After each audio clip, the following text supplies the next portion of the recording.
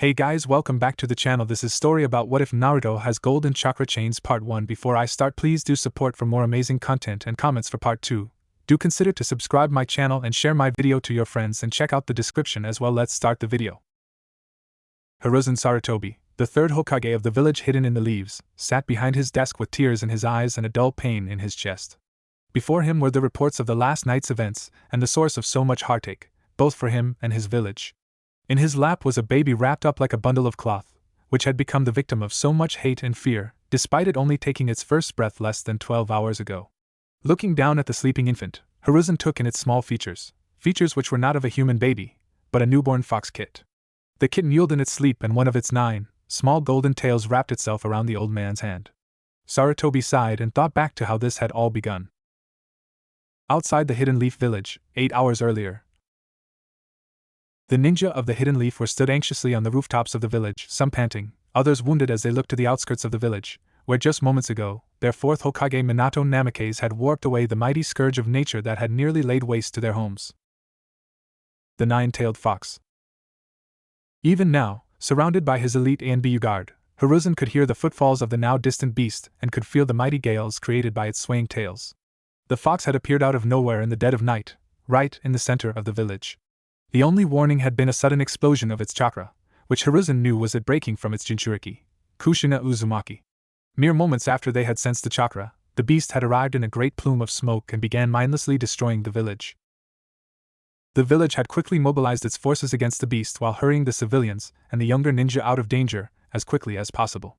The attack lasted for 2 hours and then, to the shock of all those watching, the fox seemed to shudder, blink, and then turn docile. It ceased its attacks and did nothing but use its tails to protect itself from those ninja that was still attacking it. For a moment before Minato appeared and warped the beast away, it met Hiruzen's eyes and reflected the same feeling the old Hokage had, confusion. "Hokage-sama," came the voice of one of the ANBU, shaking the aging Sarutobi from his thoughts. "Yondaime-sama has driven the fox from the village. What are your orders?" "4 of you will come with me to aid Yondaime-sama.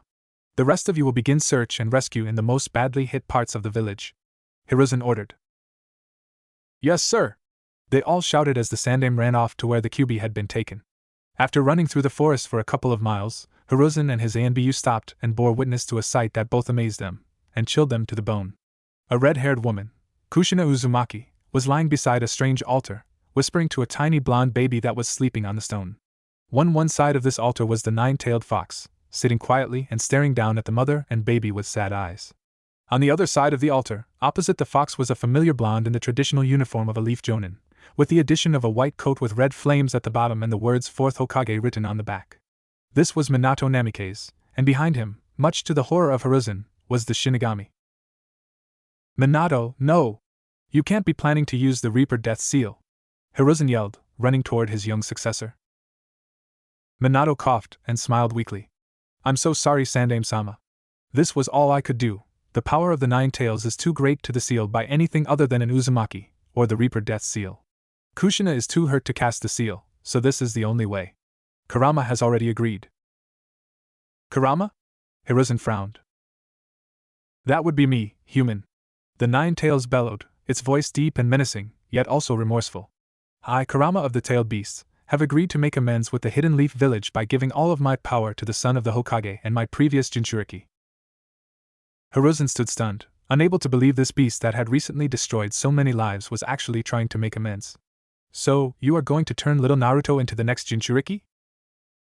"And no," Kushina said, using all of her strength to sit up and look at Hiruzen. "Kurama is going to give 100% of his chakra and power to Naruto, and then allow his mind and soul to be sealed in Minato before he." Kushina broke into fresh tears before she could finish her sentence, but Hiruzen knew what she was going to say. "You aren't making a true Jinchuriki," Hiruzen said, stunned. "You are creating a human-tailed beast." "Heh, Kushina and I used to spend hours talking about how we would make a world where the tailed beasts could live free. Naruto will prove to the world that our dream was not for nothing. He will be the light to guide the ninja world. Please, Hiruzen, you will become Hokage again now, so please, protect our son." Hiruzen restrained his tears and nodded. "I will. I swear it on my name, and my will of fire.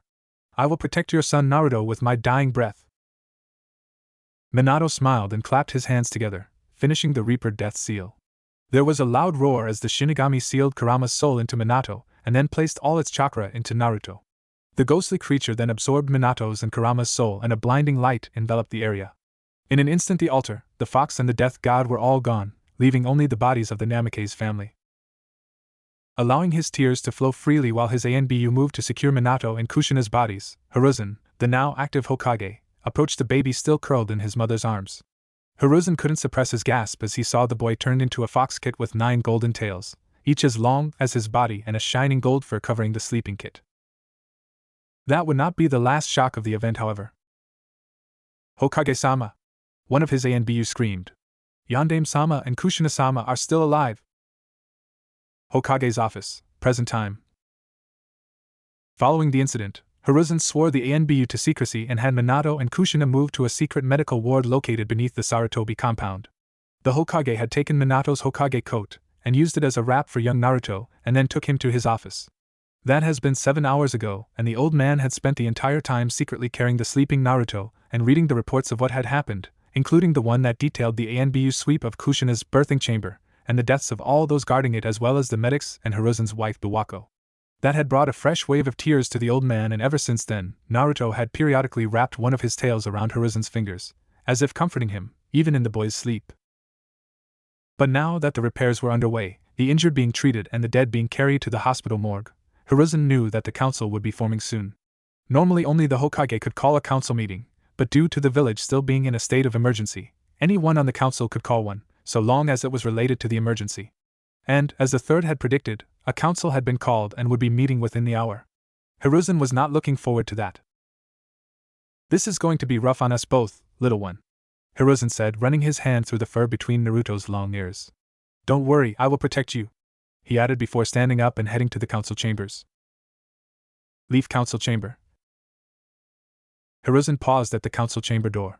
He had been notified on the way that everyone else was already there, but now that he was standing here, he experienced an unsettling thing.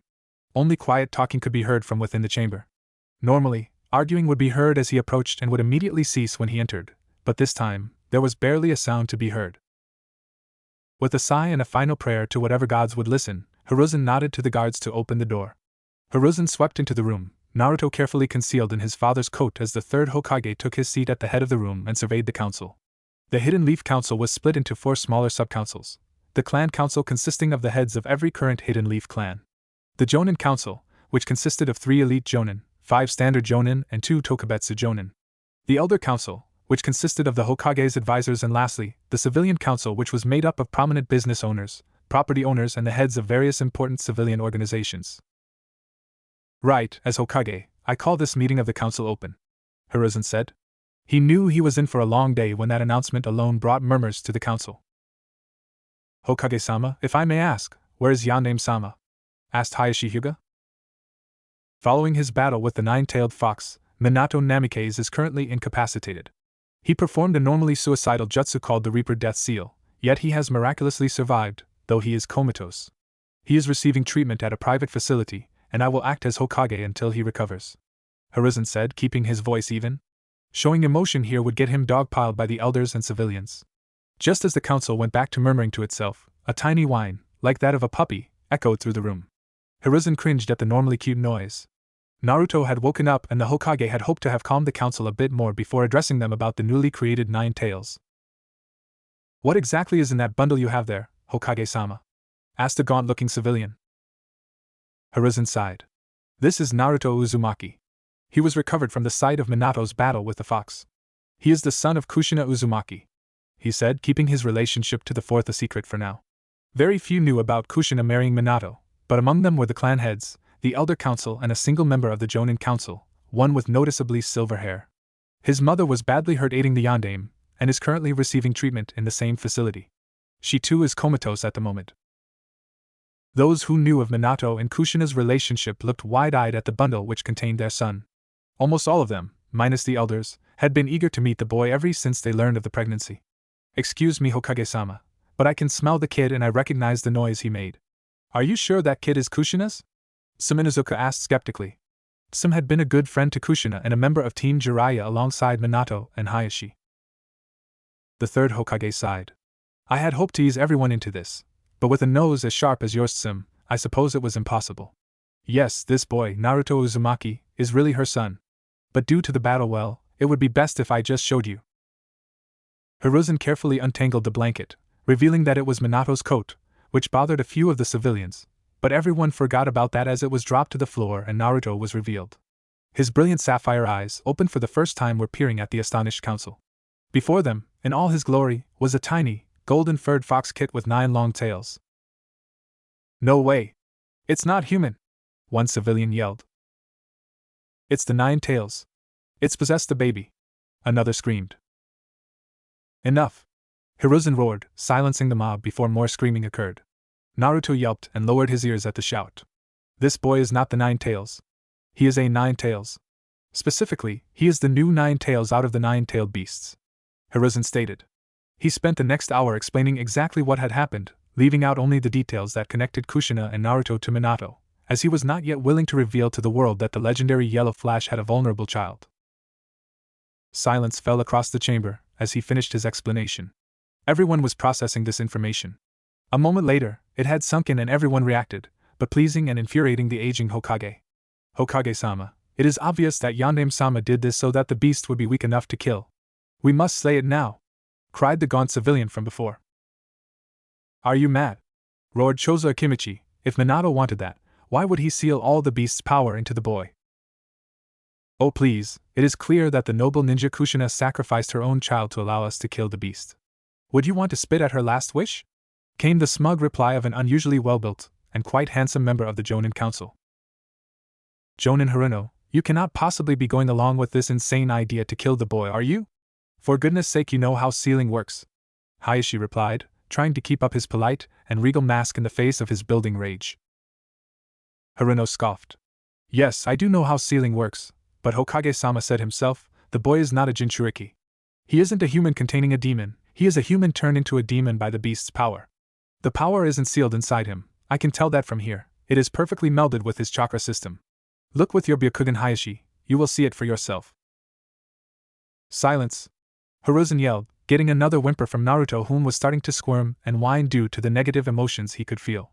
You are right, Jonin Haruno, Naruto is not a Jinchuriki, but he is not a demon either. The tailed beasts are sentient chakra constructs.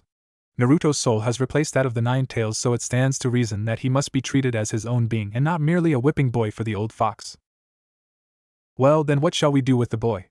His mother is comatose, we don't know who the father is, and even if we did, we couldn't trust him with the new 9 tails, so what can we do? Hamura, one of the elders, asked. Danzo cleared his throat. May I suggest allowing me to take the child? I can train him to be a ninja and in the process create a powerful and loyal weapon for the Leaf Village. Think of it, most villages need to use Jinchuriki to control their beasts, and that can take years if they manage at all. We, on the other hand, have a new tailed beast ripe for molding. Think of it, an immortal and near omnipotent soldier of the Hidden Leaf. We would never be threatened again. Hiruzen and the clan heads scowled, but many of the Jonin saw the wisdom in this, and the civilians simply wanted the boy either dead or under complete control, so they supported the idea. For once, Danzo, I partially agree with you, Hiruzen said, earning the shock of Kakashi and the clan heads. Danzo smirked until the dreaded but was voiced. While I agree with your results, I do not agree with your methods. Naruto will indeed be raised to be a ninja of the leaf like his mother, but he will be given the choice and allowed his free will. Now all that remains is to decide who takes care of him. No! Shouted one of the Jonin, a fat bearded man with blotchy red skin. The sudden yell was the last straw for little Naruto, who meowed and wriggled so much that he fell from the Hokage's arms and landed on the floor in front of the Jonin Council. My son was killed in the fox attack. I won't let even a tiny part of that beast remain on this earth, he roared. In an instant, the fat Jonin threw a kunai at Naruto and would have skewered the kid if a shuriken thrown by Kakashi hadn't knocked it off course, causing it to clatter to the floor beside Naruto. Hiruzen looked at the Jonin with a face like thunder. Umbu! Take this fool to the TNI division. Make sure to let them know that he tried to murder an innocent child. 3 ANBU quickly surrounded the Jonin and restrained him, but the man simply spat at the Hokage's feet and laughed. Do what you want to me, you old fool. I got my revenge. He cackled as he was dragged from the room. Hiruzen frowned at the words. The Jonin's weapon missed, how could he have gotten his revenge? Unless... Hokage-sama! The kunai! Kakashi yelled, already rushing forward. Hiruzen looked to Naruto, whom was looking at the kunai and the strange paper tag wrapped around it. Naruto! Before Kakashi or the Hokage could reach it, the tag exploded and engulfed young Naruto in flames. The explosion shook the Hokage tower and caused all the ninja in the area to run towards the council chamber. One Chunin threw open the door and caused the smoke of the explosion to billow out. "Hokage-sama, what happened?" he asked, seeing the form of the third Hokage standing with a look of shock on his face. The Chunin looked to see what has shocked not only the Hokage, but the entire Leaf Council. Lying next to a small crater in the reinforced floor of the chamber was Naruto, the golden-furred nine-tailed kid, looking around at the humans in the room with his little paws holding down his big floppy ears. Surrounding the boy was a thick veil of white chakra, which was flickering like white fire around Naruto. Hiruzen recovered from his shock first, and dashed forward to cradle Naruto in his arms. "Naruto! Thank goodness you're all right. What on earth happened?" Hiruzen asked, mostly to himself.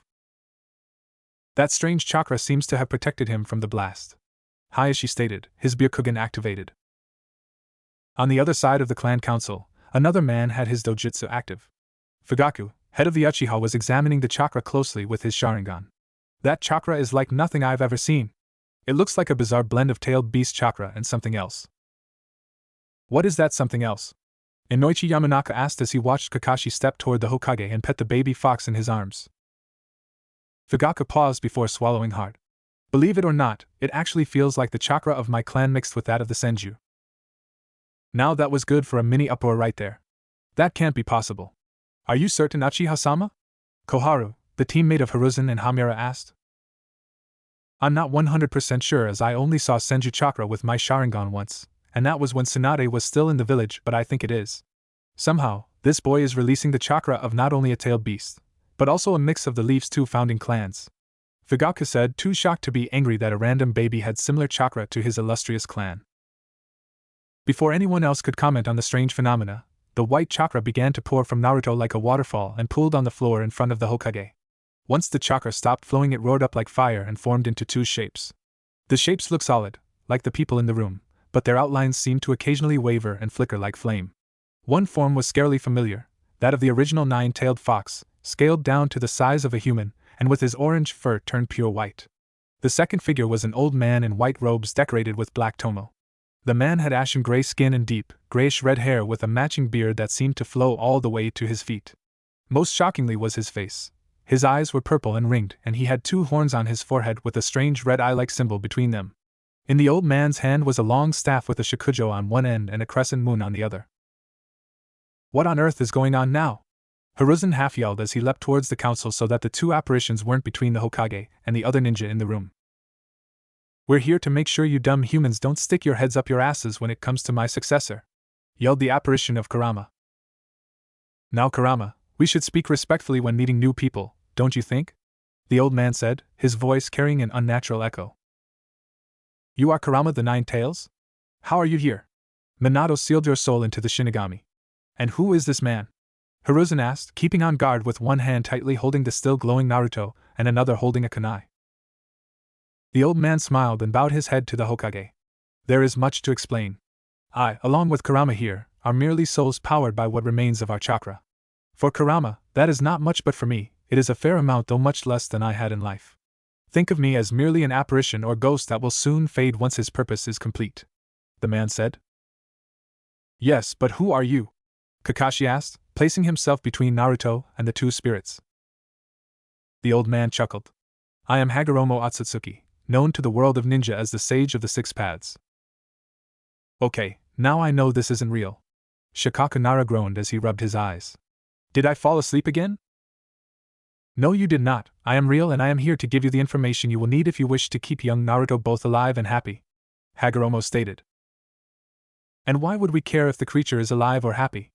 Hundreds of people were killed by that beast, it deserves to die," one of the few female civilians yelled. Hagoromo fixed her with a glare. "Firstly, it was not Naruto but his predecessor Kurama that killed those people, and he didn't even have control of himself. If he did, then you would not have been attacked. As for your question, since Naruto is now a tailed beast, he cannot be truly killed. If he dies, he will simply reform after a short time, and since Naruto is a tailed beast with a human soul, he will reform much quicker. Now I'm sure you can all see why upsetting an immortal and immensely powerful creature would be a bad idea," he explained before using his Rinnegan to place a genjutsu on her and the rest of the civilians, causing them all to fall unconscious. There, now that the children are asleep, the adults may speak. Heh, sage or not, I'm starting to like this guy. Some grinned. Be that as it may, Hagoromo Otsutsuki, if that is really who you are, you stated that the Nine Tails wasn't in control of himself. Can you elaborate? Danzo asked. For all his faults, the man really did care for his village, and if someone other than the fox orchestrated this attack, then there would be hell to pay. In order to do this, I must briefly explain a few things about my family. I am one of 2 brothers born from Kagaya Otsutsuki, the first wielder of chakra. She devoured a chakra fruit from a sacred tree which gave her this power. After my brother, Hamura, and I were born, Mother grew mad, unable to deal with the fact that someone other than her now wielded her precious chakra, as it has passed through her blood to us. She fused herself with the sacred tree and became the 10 Tails. My brother and I were able to defeat her and seal her up, taking the chakra of the 10 Tails and placing it inside me while the husk of her body was sealed into the moon. My brother departed to the moon not long after, but left his children behind. His twin daughters were the originators of the Hyuga and Kagai clans and each inherited one of my mother's bloodlines, the Byakugan and the Dead Bone Pulse. I on the other hand awakened the Sharingan which evolved into my Rinnegan. I had 2 sons, Indra and Azura, whom founded the Uchiha and Senju clans respectively. The Senju and their offshoot clan, the Uzumaki, inherited my strong body while the Uchiha inherited the Sharingan. Lastly, I used my power to split the 10 Tails chakra into the 9-tailed beasts and release them into the world. The council was in stunned silence, leaving only the sounds of Naruto's mewling. Hayashi was the first to recover. So, the Hyugas share a common ancestor with the Uchiha and Senju? And who could have guessed that the barbaric Kagaya clan held the bloodline of the Mother of Chakra? It certainly puts some things in perspective, but it doesn't answer Danzo's question. What does this story have to do with the 9 Tails attack? Haruno frowned. Hagoromo sighed. You will not like this. Unlike Hamura, I did not inherit my mother's Byakugan but instead received the Sharingan which combined with my powerful body to form the Rinnegan. Because I used a portion of my Rinnegan's power to divide the tailed beasts from the 10 tails, they all have a connection with my eyes. Put simply, anyone with a Rinnegan can perfectly control a tailed beast, and someone with the Sharingan, or the more potent Mangekyo Sharingan, could either suppress or loosely control the beasts. Kurama has already confirmed to me that a Sharingan user was the one to control him and make him attack. Fugaku leapt to his feet with rage in his spinning red eyes. Now wait just a second. Why would an Uchiha attack our own village? This is our home as much as it is anyone else's. And yet the most famous threat to ever challenge the Leaf Village was Madara Uchiha. This village was his home too, he even helped found it, but he still attacked it. Plus, you Uchiha haven't shut up about your supposedly declining power since the reign of the second Hokage. Danzo stated. Unease drifted through the council. Everyone knew that the Uchiha, Fugaku included, were hot-headed, and an insult, even an imagined one, could cause them to blow up, which in the setting of the council chambers, could result in a messy conflict. Jonin Haruno, who has long desired to have a part of the Uchiha clan's power, quickly came to Fugaku's defense. Danzo-sama, Uchiha-sama, there is no need for us to fight. Hagoromo-sama merely said the Sharingan was needed. Perhaps an Uchiha missing nin or someone with a transplanted Sharingan could be the culprit. Haruno said, looking pointedly at Kakashi. There are no Uchiha missing nin. Everyone that has ever defected has been caught. Not only that, but we have accounted for every killed Uchiha's eyes. The only one we never discovered was the right eye of Obito Uchiha, but due to how the boy died, the eye would have been crushed. Danzo said, hiding his smugness. What about Kakashi then? He has a Sharingan, and could have done it. Haruno said, making Kakashi growl at him. Hagoromo, tired of this arguing, tapped his staff on the ground. The young man did not do this. Kurama knows the chakra of the one who did this and has confirmed that they were 100% Uchiha. Unfortunately, he was not in contact with his chakra long enough to be able to give a guaranteed match to any individual. The whos and whys can be discovered by you at a later date. For now, my chakra is dwindling, so I must do what I came for and leave. Someone bring me a scroll, he instructed. One of the other Jonin counselors, who had been silent to this point, pulled out large scroll from his back and handed it to the Hokage. Hiruzen opened it up and held it out to Hagoromo. The sage of the 6 paths promptly placed his hands on the scroll and writing began to appear, until every part of the scroll was filled with the sage's fluid handwriting. This scroll now contains information on how to raise a young-tailed beast, especially one with a human soul. The day-to-day needs of Naruto are described within, as well as explanations of his powers, or at least a vague idea of what his powers are. I will be creating a special seal on Naruto's soul that will allow him to freely communicate with Kurama's spirit. It will also allow him to communicate with his new brothers and sisters once he gets a bit of control over his power. Speaking of Kurama's spirit, you still haven't explained why he is not sealed in the Shinigami's stomach, Hiruzen pointed out as he wrapped up the scroll. Kurama grinned. Ha! The Shinigami can't contain the soul of a tailed beast. It can hold our chakra or even a part of our soul, but not all of it. When Minato Namikaze used the seal, the Reaper couldn't take my soul completely and I was shot back through the void to where my father's spirit was. You should be glad, thanks to that, the Shinigami couldn't complete his part of the deal and had to release Namikaze's soul. Unfortunately, its link with his body was severed, so now the soul is stuck inside a body it can't move. But hell, maybe the kid will be able to do something about it. I bet he could help his mom too, since it was the shock of my extraction after childbirth that put her in her own coma. So we could get Kushina-sama and Yandame-sama back? Kakashi asked excitedly. It is within the realm of possibility. Now I must place the seal on Naruto. He will likely need Kurama's guidance in the future. Trust in this boy. He will do more than you can ever imagine, Hagoromo said, wearing a proud smile as he gently placed a finger on Naruto's chest. The kanji for 9 appeared for a moment before vanishing. The seal is in place. Now, my chakra is nearly gone and Kurama is likely in the same boat. I bid you all farewell. Hagoromo bowed his head, before his body began to disappear into the white chakra that spawned it.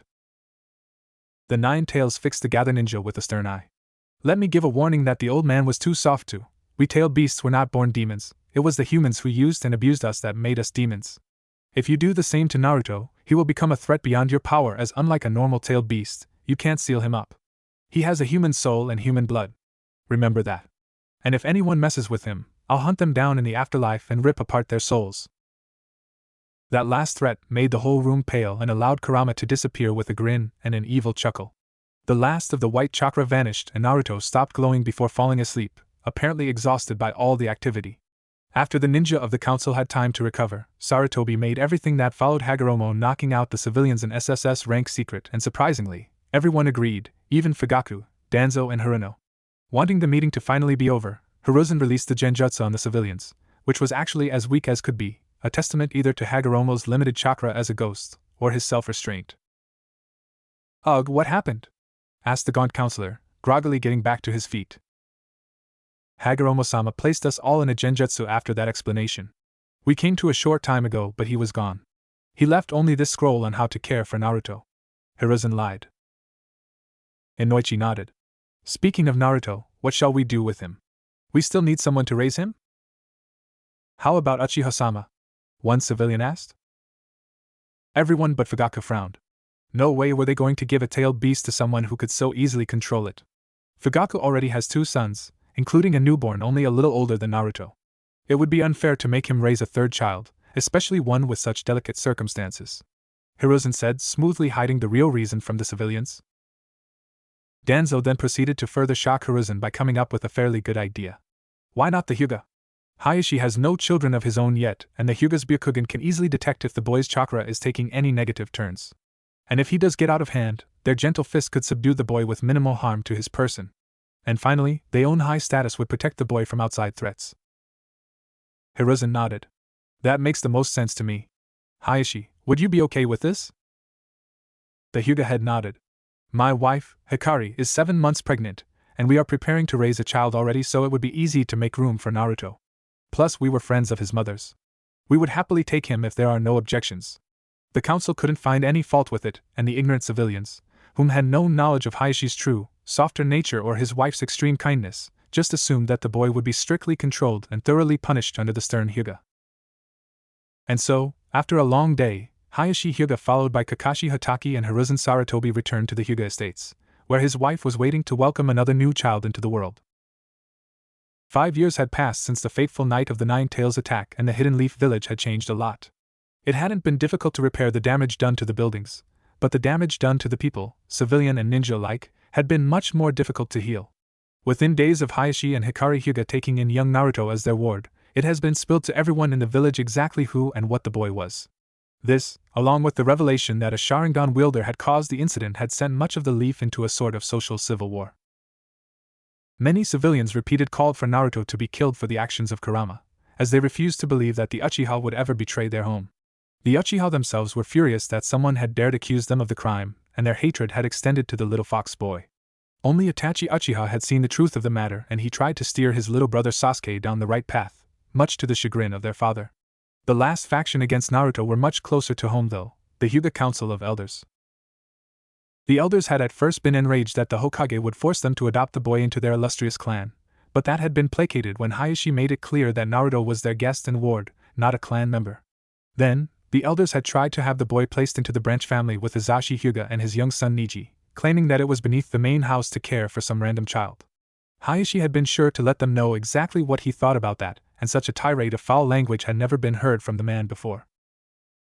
Of course, not everyone was against Naruto. Hayashi and the other clan heads, Sans Fugaku, all loved the boy and made sure to raise him well. Their children became fast friends with him, especially little Hinata and young Kiba.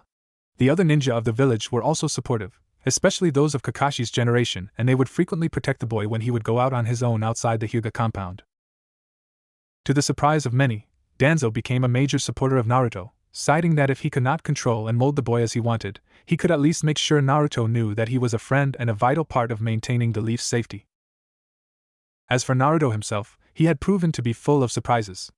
According to Hagoromo's scroll, the boy didn't need to eat, drink or sleep to survive, yet he did all three of those things as often as he could.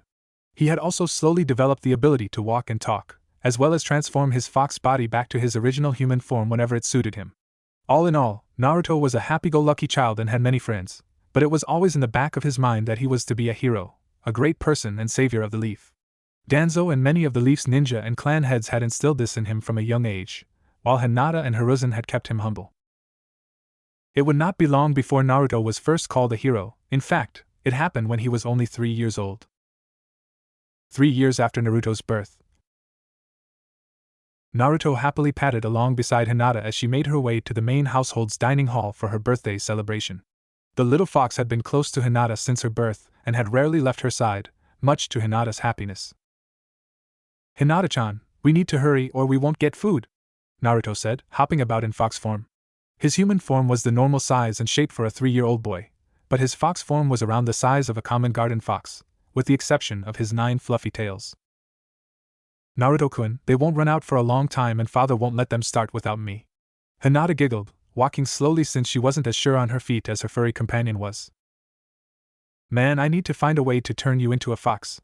Foxes move so much faster than human 3-year-olds. Naruto teased, hopping and leaping about, earning more giggles from Hinata. "I don't think the elders would like that. You cause enough trouble on your own," came a familiar voice. Naruto and Hinata looked up to see Hayashi standing outside the door to the dining hall, wearing a bemused smile on his face. "Come now you two, we have cake and sweets of all kinds and if you don't hurry, your mother may eat them all herself." Naruto and Hinata giggled and ran to Hayashi so they could enjoy their meal. It wasn't as extravagant as one would normally expect of a Hyuga dinner party, but that was merely because not as many people were there. The Hidden Cloud village had sent a delegation to the Leaf to sign a peace treaty and pretty much the whole village was watching the parade that was happening on Main Street. Only the Hyuga weren't present as they preferred to celebrate the birthday of their heiress. The little party went very well. Naruto stuffed his face by using his 9 tails like extra hands to grab food, while Hinata and her parents laughed. When it was time for presents, Hinata carefully opened each one and graciously thanked the one that had given it to her.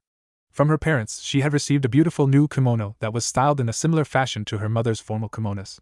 From Niji and her uncle, she received a new training uniform, as she would soon begin formal training in the gentle fist style. And lastly, from Naruto, she got a special photo album to display the flowers she pressed along with a set of gardening tools made just for kids. All in all, it had been a successful party and by the end, the children were asleep on their feet. "Hee, we should be putting them to bed. They'll have a busy day visiting with the other clans tomorrow." Hikari smiled, her long, dark blue hair brushed neatly behind her ear. "Yes, I think you are right," Hayashi replied, watching as Hinata clung to Naruto's fur to keep herself standing. "Come now children, bedtime," he said, scooping them both up into his arms. Across the room, Hizashi was doing the same thing with Niji and was about to leave the room when he was stopped by some elders. Hayashi knew what this meant. They were prepared to seal Niji. Hayashi frowned and shook his head. There was nothing he could do for his brother and nephew. He looked down at the dozing faces of Naruto and Hinata. "Maybe they will find a way to lift this curse from our clan," he thought before taking them both to Hinata's room and tucking them into bed. Naruto had originally had a room of his own, but since Hinata was born, the little fox had always curled up with her, so his room has been converted into the children's playroom. Hayashi stooped to kiss his daughter on the forehead, and then gently ran his fingers through Naruto's fur with a silent goodnight. It would be several hours later, not long after midnight, that things would go south. With the entire compound fast asleep minus a few tired guards, it was simple for a prepared ninja to stealthily slip into the compound, his entire form covered by black garb to further help him meld into the shadows. The intruder carefully crept to the room he knew to belong to the Hyuga heiress and easily slipped in the window. With a sinister smirk behind his mask, the man bent over the bed to retrieve his prize when he was suddenly given pause. Staring up at him from beside the Hyuga heiress were a pair of brilliant blue eyes. A toy fox, the man thought. He got his answer when Naruto leapt at him, claws extended and tails flailing wildly as he cried, growled, and yelped as loud as he could while attacking the man. The intruder did his best to shut the fox up and was finally able to punch the fox boy off of his face, though he received a long gash to his face courtesy of Naruto's claws. With his mask in tatters from the assault, Naruto looked at the man and saw the glisten of a headband. Knowing that this man was an enemy ninja, Naruto called upon his chakra, making his tails extend and wrap around the shinobi, leaving him immobile. Seconds later, Hayashi and a small army of Hyuga guards stormed into the room and witnessed what had happened. The enemy ninja, revealed to be the hidden cloud ambassador, was struggling furiously against Naruto's tails, but thanks to the tailed beast's chakra, they were as tough as steel. Hinata was wrapped in another of Naruto's tails, but it was a comforting embrace as the startled cries of Naruto had scared her to tears. "Naruto, what happened here?" Hayashi asked, trying to keep his temper under control. "I woke up because I felt something weird. When I opened my eyes, I saw this ninja leering at Hinata. I could feel his bad intentions, so I attacked him. When I saw his headband, I tied him up," Naruto explained, growing and puffing up his fur to make himself look scarier to the captured ninja.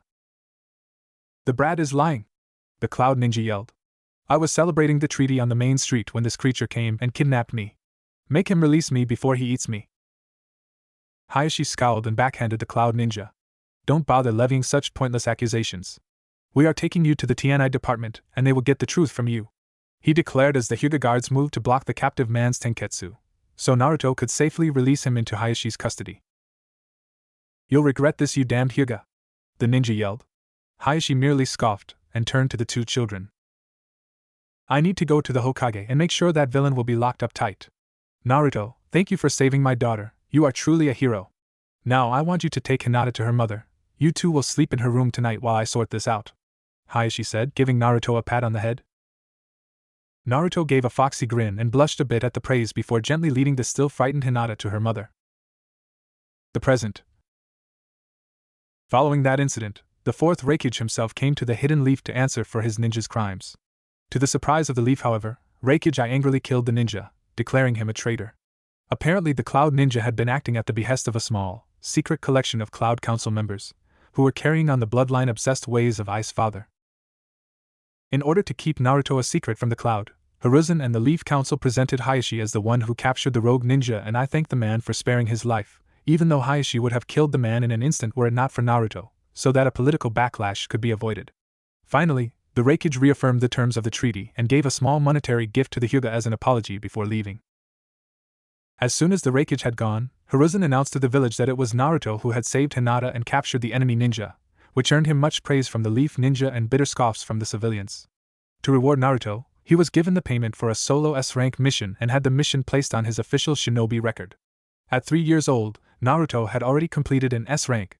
That wasn't the only reward he got, of course, but it would be quite a while before he realized the effect his gallant rescue had on the young Hyuga heiress. "Naruto!" Hikari shouted, as she slowly waddled around the Hyuga compound with Hinata in tow. Hikari was heavily pregnant with her second child, and the now 5-year-old Hinata was looking forward to meeting her new sibling. A blond boy with shining blue eyes and whisker marks on his cheeks popped out from the ceiling, landing in front of Hikari. "You called Auntie Hikari?" Naruto grinned, his 9 tails swaying behind him. Even in his human form, Naruto commonly kept the ears and tails of his fox form, as it required a lot more chakra to hide the tails, and Hinata loved his ears. Hikari nodded. "We are going to the hospital," she instructed. "Oh, is the baby ready?" Naruto asked, gently putting a hand on the bump on Hikari's stomach. "I'm afraid not," the Hyuga matriarch said sadly. "We are going to visit Mikoto Uchiha and her sons, to pay our respects." Instantly, Naruto and Hinata stiffened. They knew that meant someone had died. They had experienced it when one of the Hyuga elders died, and it had been a sad affair that neither wanted to experience. Still, Naruto obediently fell into line with Hinata and followed Hikari, as she slowly made her way to the hospital, maintaining his human form so as not to cause unnecessary hysteria among the civilians, especially since his fox form had grown to the size of German Shepherd. When they arrived at the hospital, the medic Nin at the front desk led them to the room where the Uchihas were being kept. Outside the door to the room was the third Hokage, Danzo Shimura, and the other clan heads. "Hokage-sama, I'm here to pay respects to Mikoto and her boys," Hikari said, bowing her head a bit. "Ah, Hikari. It was good of you to come, especially in your condition," Hiruzen replied. "It was the least I could do. Mikoto and I were on the same genin team as children. Please, Hokage-sama, tell me what happened," Hikari asked. The Hokage nodded and directed everyone into an empty room next to the Uchiha's room. He and Danzo then quickly put up privacy seals. "What I am about to tell you must not leave this room. Only the Elder Council, the Clan Council, and Hikari Hyuga are to know about this," Hiruzen began. "In that case, shouldn't Hinata and Naruto leave?" Inoichi pointed out. Hiruzen shook his head. "No. Young Sasuke Uchiha is going to need a lot of help to get over these events, and I want a couple of his peers to know the truth, so they can be his true friends. If we cover it up and then reveal the truth later, it may create fractures between him and them. Best at least a couple know from the beginning, and I trust these two the most." Hinata and Naruto felt a bit of pride at being so well trusted by the Hokage, but remained silent as the old man explained. Since the Uchiha were accused of the Nine Tails attack 5 years ago, they have been losing both popularity and power among all groups within the village, excluding the civilians whom trusted them as their law enforcement. Not only that, but after the Hyuga affair 2 years ago, some have been whispering that the Uchiha helped the rogue Cloud Ninja as a way of weakening their greatest rival clan. There was no evidence to make this anything more than a vicious rumor, but it still had an effect. And so, with their power weakening, the Uchiha clan made a decision. Danzo continued on from Hiruzen. They planned a coup d'etat against the Hidden Leaf village. "No way! Why would Fugaku allow such a thing? There is no way the Uchiha could win against the whole village," Choza half yelled. "Unfortunately, the Uchiha felt they had been driven into a corner. I have been in negotiations with them to try and make them see reason, but I could not give them what they wanted, namely a much larger influence in the village, seniority over the other clans, and Naruto himself." Hiruzen frowned. "They wanted me," Naruto shouted. "Yes. They felt that as the new Nine Tails, you were responsible for the actions of the old one and by extension, the beginning of their steadily decreasing power.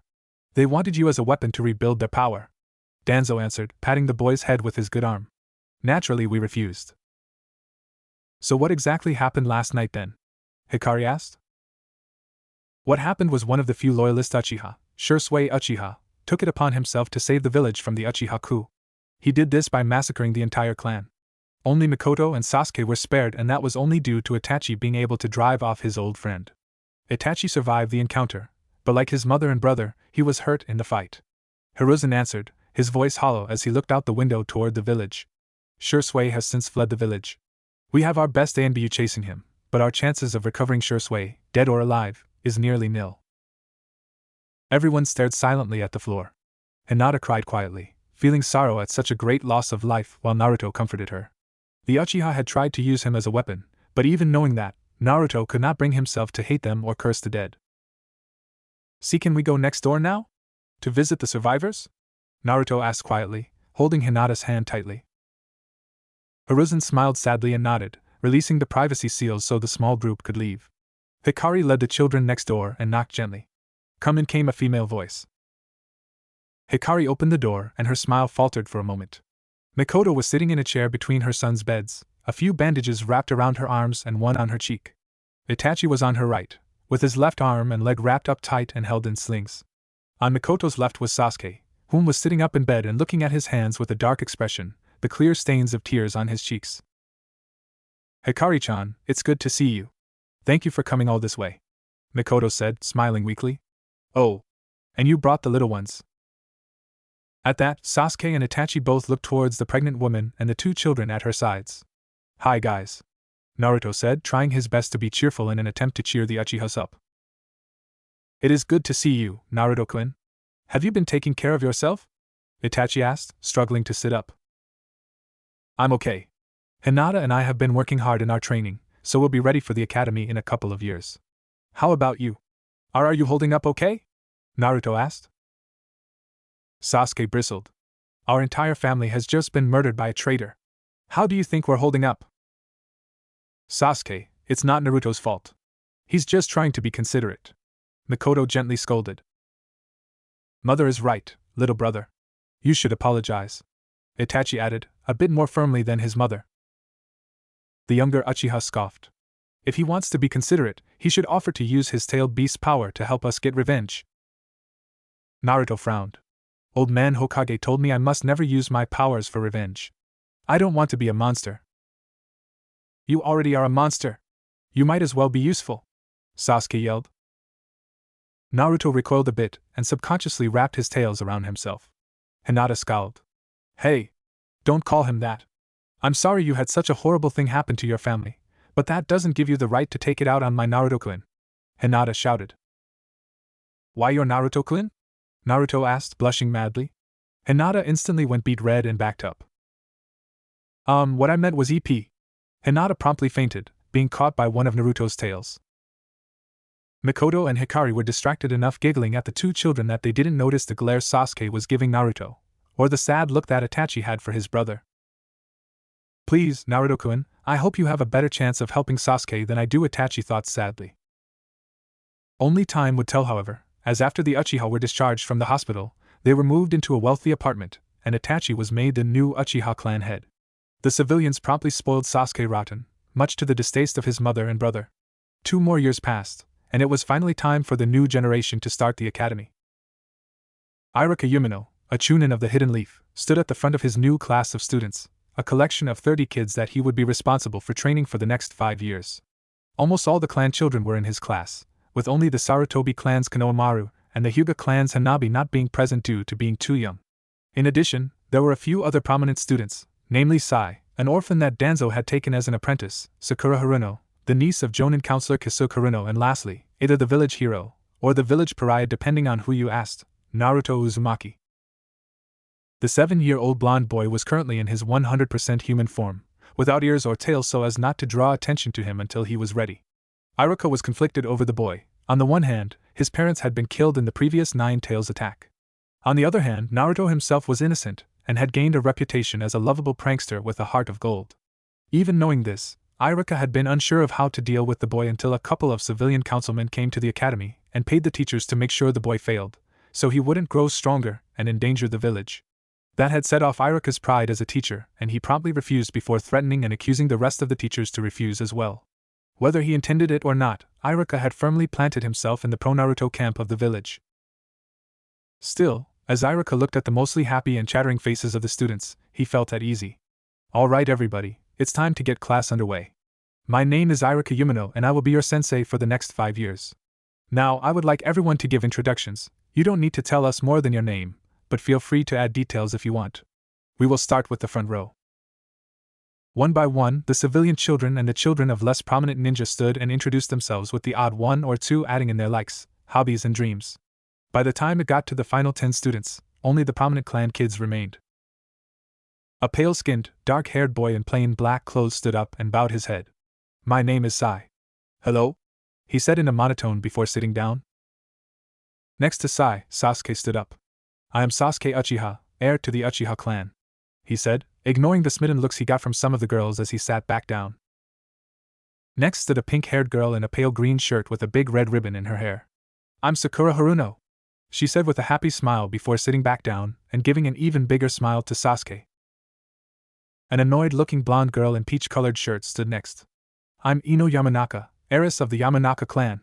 And I hate those that don't take being a kunoichi seriously, she said with a scowl at Sakura. In truth, Ino was as much a fangirl as Sakura was, but she took her training seriously. The boy beside her and his head on the desk, his long black hair in a pineapple style. Not bothering to stand or even sit up, he just groaned. I'm Shikamaru Nara, heir to the Nara clan, he said lazily, not bothered to add more. Next was a chubby little boy with red swirls on his cheeks, whom was idly chewing on a handful of potato chips. I'm Choji Akimichi, heir to the Akimichi. I hope we can be friends, he said with a nervous smile.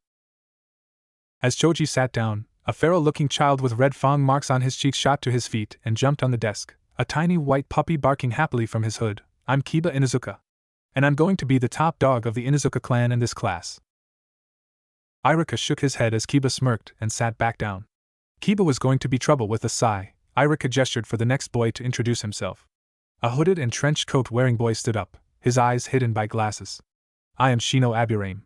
If you see any insects in this classroom, they are mine, so please don't kill them, he said quietly before sitting back down. Many of the class looked freaked out by Shino as Hinata stood to give her introduction. My name is Hinata Hyuga, heiress of the Hyuga clan. I hope we can all get along, she said, blushing and giving a small bow to the class. A few boys commented on how she was kind of cute, while others in the class silently wondered about her violet, pupilless eyes. Lastly, Naruto stood up, but to those that didn't know him, he looked boring compared to some of the strange people that went before him. Naruto gave a respectful bow. I am Naruto Uzumaki, a ward of the Hyuga clan, and he gained a mischievous grin as smoke surrounded his body. The smoke cleared to reveal the large, nearly pony-sized nine-tailed golden fox and the new and improved nine-tailed fox. The class quickly erupted into pandemonium as those that knew of Naruto's secret began to laugh, or glare in the case of Sasuke, while those that didn't began to panic and run for the door, or to hide behind Irika-sensei. It took a few minutes before Irika was able to calm the group. Honestly, Naruto, was that necessary? Irika frowned. Hee, Uncle Heishi said it would be a good idea to let everyone know straight away, so they wouldn't be surprised if I transformed by accident. Naruto smiled, still in his fox form. Irika sighed again. He knew that Naruto would sometimes transform back into a fox on his own if he got too excited, so he couldn't fault the boy. Plus, most of the village already knew, though the students of his class hadn't known the fox boy would be in their class. Once Irika made certain that everyone knew that Naruto was not a wild monster or a demon, he was finally able to start the brunt of the class. As it was only the first day, Irika outlined to the children about the things they would learn from taijutsu, genjutsu and ninjutsu to bukijutsu and fuinjutsu. Those 5 skills were a ninja's greatest tools, so they would need to be learned even if it was only enough to counter them. Once Irika had outlined what each of the 5 skills meant, he had everyone go to the training yard for their assessment tests, which would decide what their personal rankings were. Okay class, as you know, each year group tracks and ranks its members based on all their scores. The top score in each year is given the title Rookie of the Year, while the top in each gender are given the title of either Top Shinobi or Top Kunoichi. The very lowest score will be named Dead Last. We will be doing these assessment tests every 10 weeks, so we can keep the scores accurate as you all grow. Now, hands up if you have already received some ninja training, Irika asked. The clan heirs and those from ninja families all raised their hands, along with a few civilians which had likely had private tutors paid for by their parents. Surprisingly, despite being the niece of a ninja and being raised by him since her parents died, Sakura did not raise her hand. Okay, that's good. The assessment test will be fairly simple. Those without training will only watch for now and won't be assessed until the end of the term. Those with training will demonstrate their abilities with the 5 shinobi skills I described in class. Let's begin. The tests were fairly simple and to the point. For genjutsu, no one could cast one yet, but most of the students could break out of a simple one within a minute. Sasuke and Hinata broke out the fastest while Kiba and Choji took the longest. Strangely, Naruto wasn't affected at all, since the constant shifting between his human and tailed beast chakra meant it was nearly impossible to place a genjutsu on him. For fuinjutsu, almost no one could do anything with seals. Shikamaru was able to make a small storage seal and Naruto could mimic it successfully, which Irika attributed to his Uzumaki blood. Bukijutsu, or more specifically Shurikenjutsu, was fairly impressive, with most students being able to hit the targets at least 50% of the time, even if they didn't get too close to the kill spots. Sasuke dominated this test and Naruto did average since he hadn't trained much in Shurikenjutsu. Then came the fun part for most of the students, the ninjutsu test. In order to help with this test, Irika called for his teaching assistant and fellow chunin, Mizuki.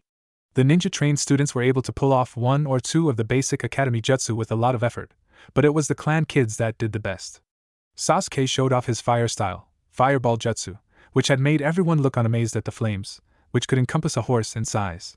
Sai didn't say anything, but was able to turn his drawings to life, while Ino used her ninja art, mind transfer jutsu, to take control of Sakura and make her do a silly dance, much to her annoyance. Shikamaru used shadow possession jutsu to make Irika mimic his moves, Choji used partial expansion jutsu to make his hand grow huge, Kiba used the tunneling fang, though it made him dizzy, Shino merely directing a horde of his insects with his chakra, and Hinata activated her Byakugan. Irika clapped along with this and turned to Naruto. Okay Naruto, you're up. Please show us any and all jutsu you can perform, Irika ordered. Naruto nodded and grinned. First he transformed back into his fox form, then again into his human form. Then he used substitution to swap places with Irika. Lastly, he turned into his fox form again and created a small blue fireball on the end of each tail, which he could freely move and control. I can't show you it, but I can also use the tail beast bomb. Though it's pretty small, it would still do a lot of damage if I'm not careful, Naruto said, turning back into a human. His sensei smiled. I'm glad you chose to show restraint. However, even without that bomb of yours, you would still be the top-ranked student in ninjutsu with the most successful jutsus cast. Well done. Now, everybody get ready for the taijutsu test. We will be doing a boys' tournament and a girls' tournament, but remember that in later years, you will be expected to fight ninja of the opposite gender. All the students gave a call of yes sensei before moving to the ring where the fights would take place.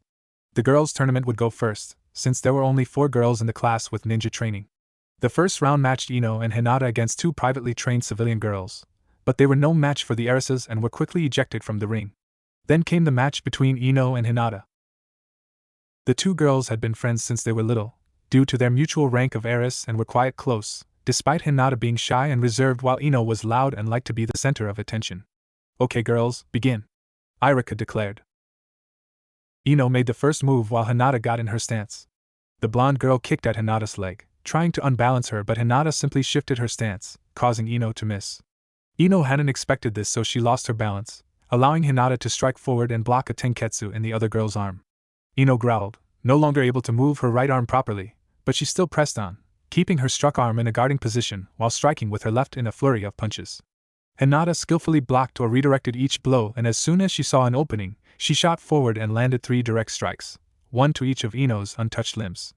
The sudden stiffness in her arms and legs left Ino unable to move quickly enough to avoid the double palm thrust which knocked her out of the ring. Winner, Hinata Hyuga. Well done to both of you.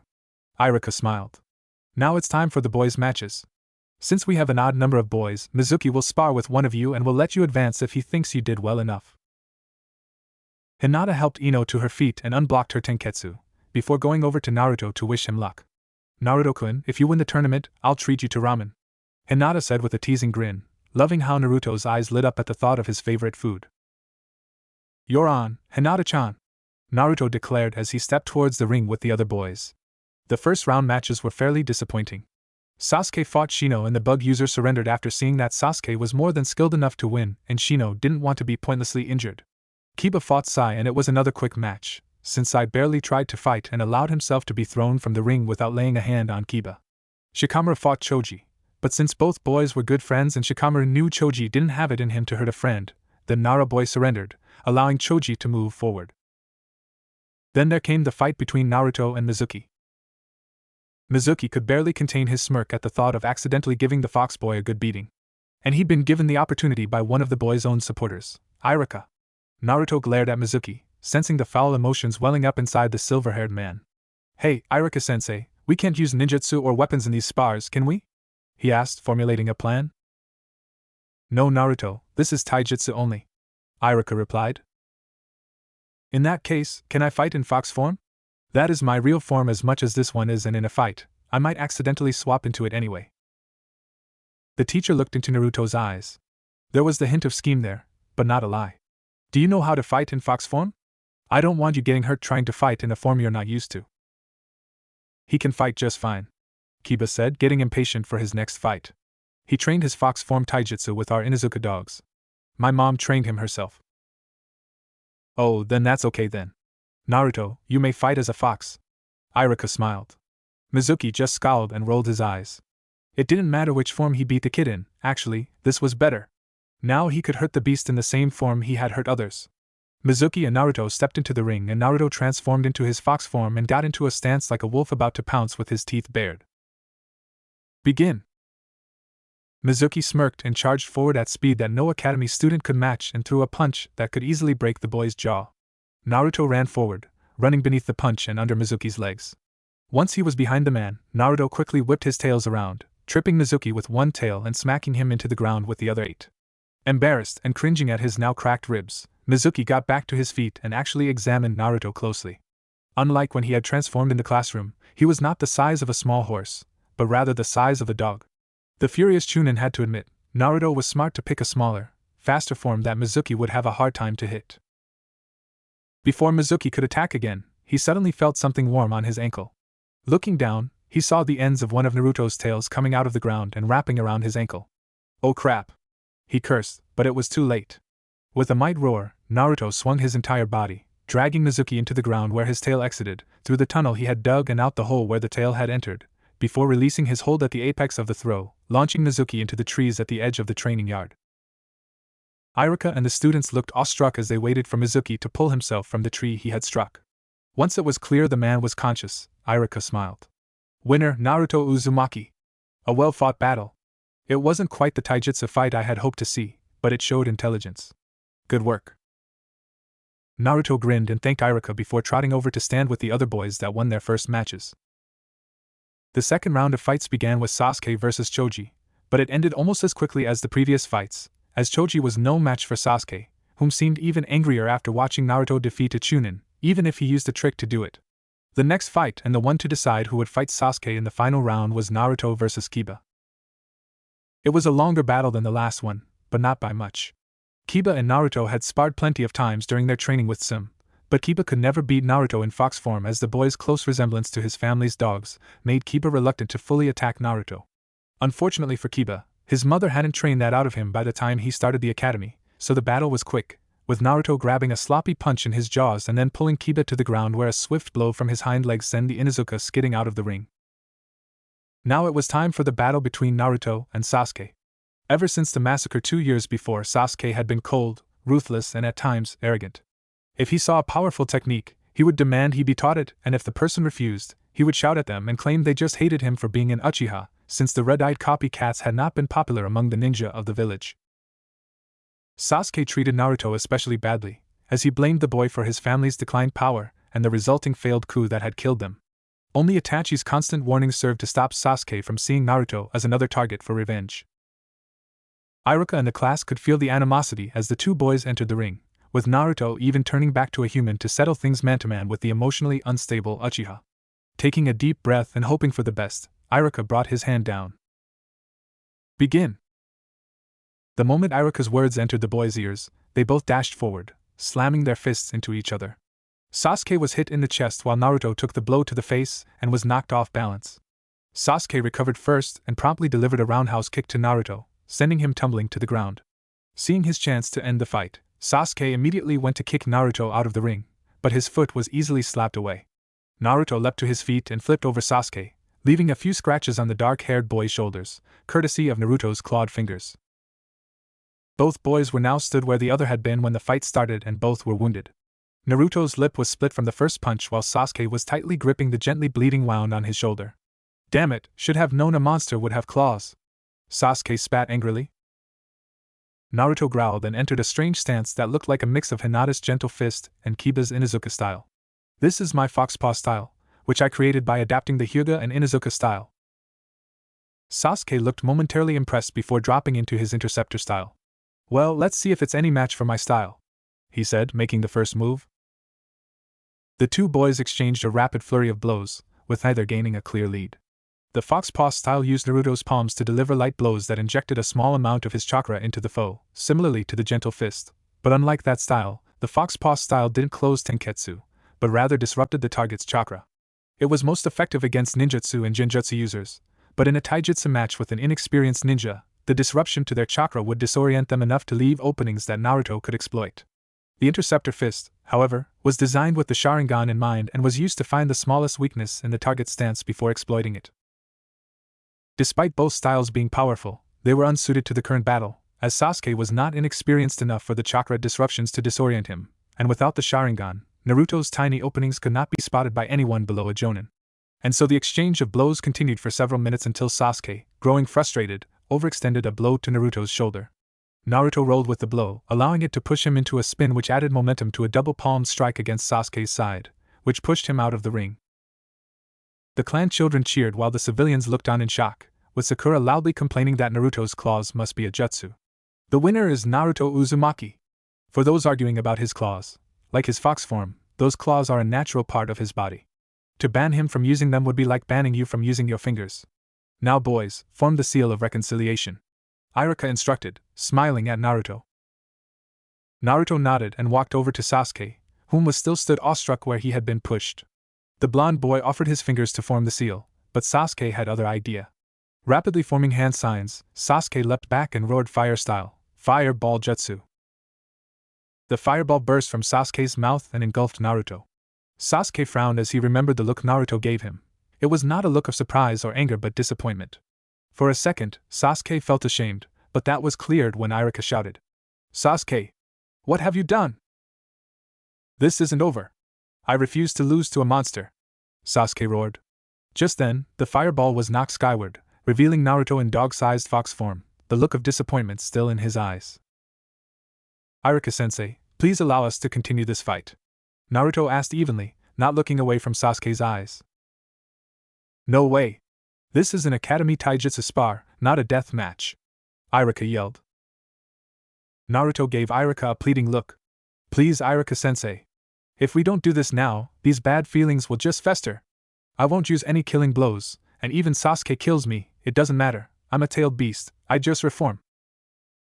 Iruka scowled and was about to argue when Mizuki, still wounded, put a hand on his shoulder. "Iruka, we should let them do this," he said, barely hiding his hope for Sasuke to kill the boy. "If those feelings fester in Naruto like he said, he'll become like the Nine Tails again." Naruto bit back a growl at Mizuki's intentions. Even if the corrupt Chunin was helping him, it didn't make Naruto feel good knowing why he was helping him. Iruka, on the other hand, still looked reluctant, but he didn't move to stop Sasuke when the Uchiha moved in the another attack. Sasuke was wielding two kunai now, and he proved adept at using them as he attacked Naruto like a whirlwind of blades. Naruto dodged backward and carefully weaved his tails around the other boy's swings before suddenly striking each of Sasuke's wrists with a small burst of chakra from the end of his tails, forcing Sasuke to drop his kunai. With himself outmatched in taijutsu and Naruto immune to genjutsu, Sasuke reverted back to his original plan of attack, which was to shoot fireballs. Unfortunately, Naruto was prepared for this and created his blue fox flames, which absorbed Sasuke's jutsu. Sasuke scowled and prepared another fireball, but he was interrupted when the blue fox flames changed shape. They all formed into small, ghost-shaped flames complete with small hands and cackling grins. "Fox fire style, firefly spirits," Naruto roared before sending the fiery ghosts at Sasuke. The Uchiha was unable to dodge in time and the 9 blue projectiles shot through his body, doing no damage but burning away a large portion of Sasuke's molded chakra. "What the hell did you do to me?" Sasuke roared as he tried and failed to form more chakra. "My firefly spirit's jutsu is made with fox fire. Fox fire can't burn the physical world, but can burn the spiritual. I burned away your chakra while leaving some of my own in your system. You won't be able to form more until you either force my chakra out, or I remove it," Naruto said, turning back to his human form. Sasuke screamed and cursed as he desperately tried to expel Naruto's chakra, but nothing he did worked.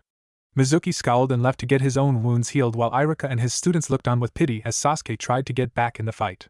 They all knew about the massacre, and while none but Hinata and Naruto knew the true reason for it, they all agreed that it had deeply scared Sasuke, whom was already emotionally unbalanced thanks to Fugaku's influence. "Sasuke, that is enough. I'll overlook your blatant attack this time, but I won't warn you again. Now come on, it's time to go inside," Iruka said, stepping forward to collect the Uchiha boy. Sasuke promptly ran away, not looking back as Naruto watched with sad eyes. Naruto could already tell by the spots on the ground that Sasuke was crying. With a deep breath, the fox made up his mind. It was time to end this pointless feud. Ignoring Iruka's shouts to return and Hinata's worried yells, Naruto raced off after Sasuke. Sasuke quickly noticed his follower and sped up, leading Naruto on a merry chase around the village.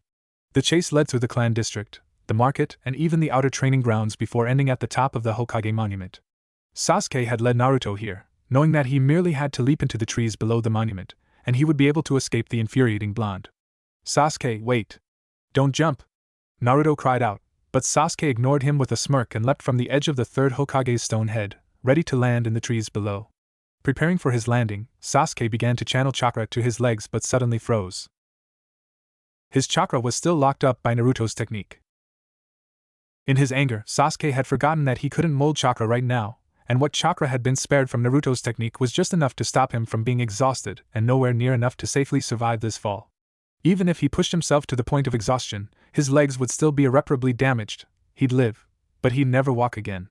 Time seemed to stop for the boy as he realized that, no matter what he did, all his ambitions and his ninja career would end here.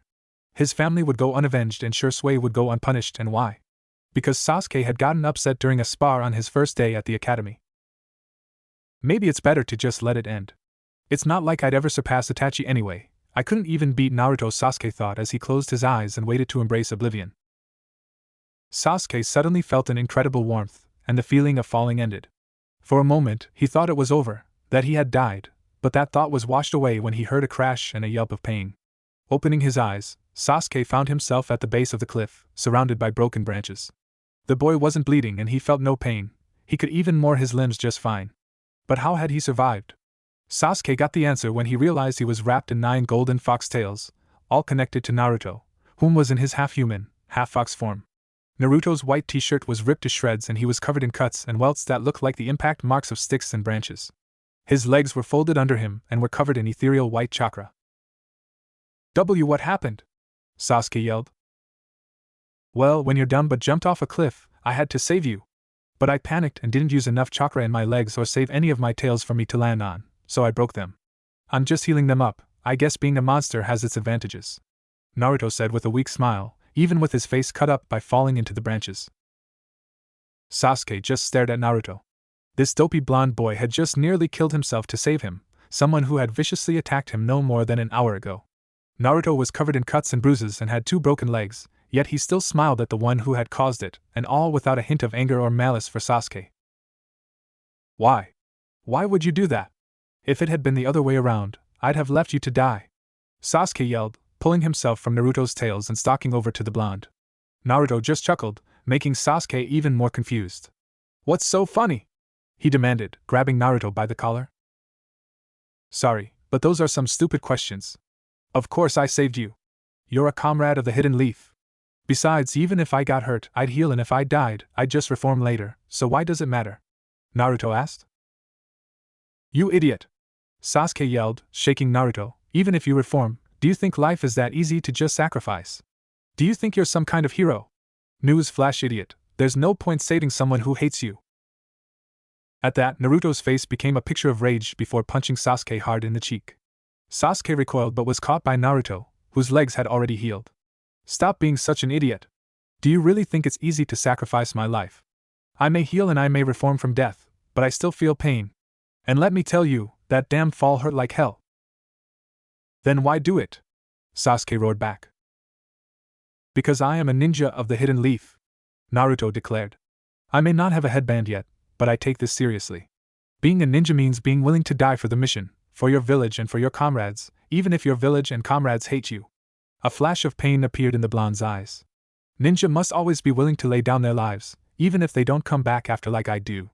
But since I do come back and since I do heal, I can be the village's shield. I can make the sacrifice so my comrades don't have to die, so their loved ones don't feel the pain of their loss. I will bear all their pain, that is my ninja way. And let me tell you this, Sasuke, while I didn't like the Uchiha and I don't like you, I would have given my life with a smile if it meant saving even a single one of the innocents killed in that thrice-damned massacre. Now, for once in your life, stop being a stubborn ass and talk to me. I'm not as stupid as people think. I know people need to talk after suffering a lot of sadness, and I know you haven't talked to anyone. You've just hidden everything behind a facade of anger.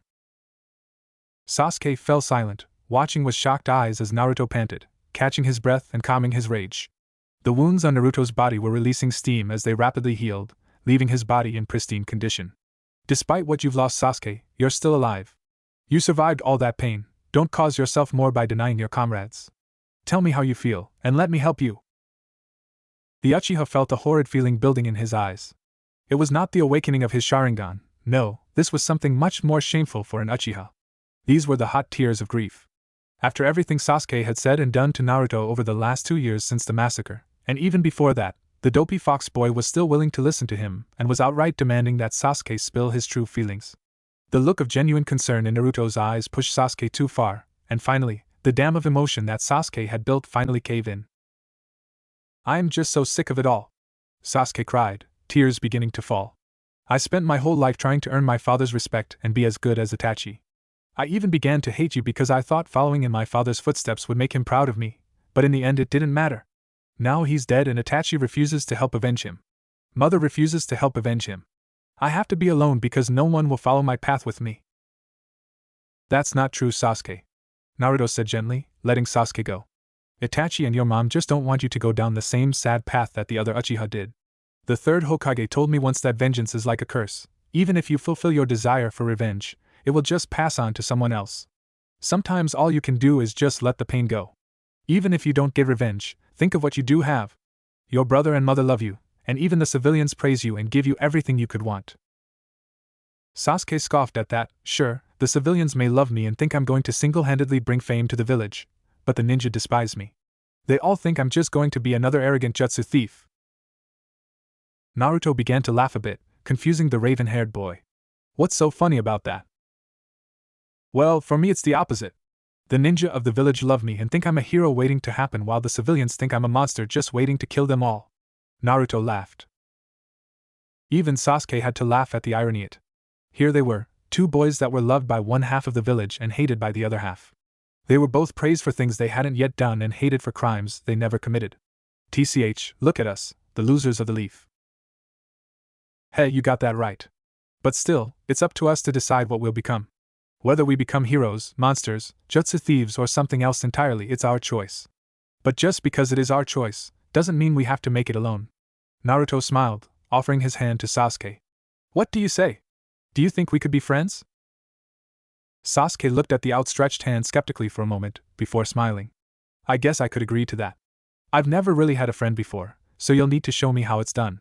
He grinned as he took Naruto's hand. That is, if you're up to the challenge, Foxy. Heh, anytime, Broody. Naruto grinned. Since we're friends now, I want to show you a secret. Can you keep a secret? Sasuke nodded. Hey, if you promise not to tell anyone that you saw me cry, then I'll keep any secret you want. Naruto chuckled and directed Sasuke to follow him back to the top of the Hokage monument, though not before removing his chakra from Sasuke's system. Once they reached the top, Naruto put his hand on the top of the fourth Hokage's stone head and channeled some chakra. An intricate seal appeared for a moment before a large square piece of stone rose out of the statue head and moved aside, revealing a tunnel into the mountain. It's in here. This is my sanctuary. Only Hinata-chan, Old Man Hokage, Uncle Hayashi, and Auntie Tsum have been in here. Naruto explained as he motioned for Sasuke to follow. This is a weird place. Sasuke commented as they walked down the dark hallway, using a ball of Naruto's fox fire to light the way. At the end of the hall was a strange wooden door, coated in seals and talismans. Naruto gently bit his thumb and wiped a bit of blood on the door, which then proceeded to vanish like it was never there. Following the blonde into the dimly lit chamber, Sasuke gasped at what he saw. The room held two strange trees, each with the trunk hollowed out and filled with resin which had hardened into golden amber. Inside each tree, sealed within the amber, was a human being. One was a red-haired woman and the other was a blonde man that looked eerily like Naruto. Well, Sasuke, let me introduce you to Minato Namikaze and Kushina Uzumaki, my parents. Sasuke didn't know whether to stare at the two crystallized humans or their tailed beast son.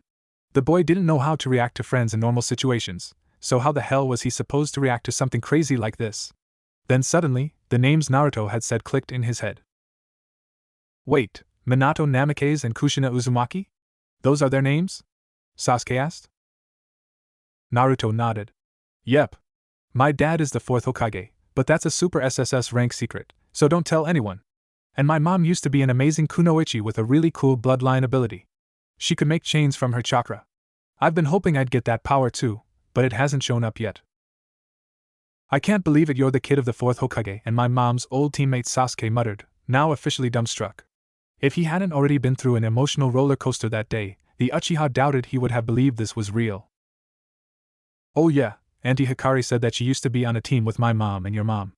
They were supposed to be one of the only all-kunoichi teams in the Leaf Village. Naruto grinned as he wagged his fox tails. Sasuke smiled. Hey, my mother is always telling me stories about how crazy Kushina used to be. I know I can't tell anyone about your dad, but can I at least tell Mom about Kushina?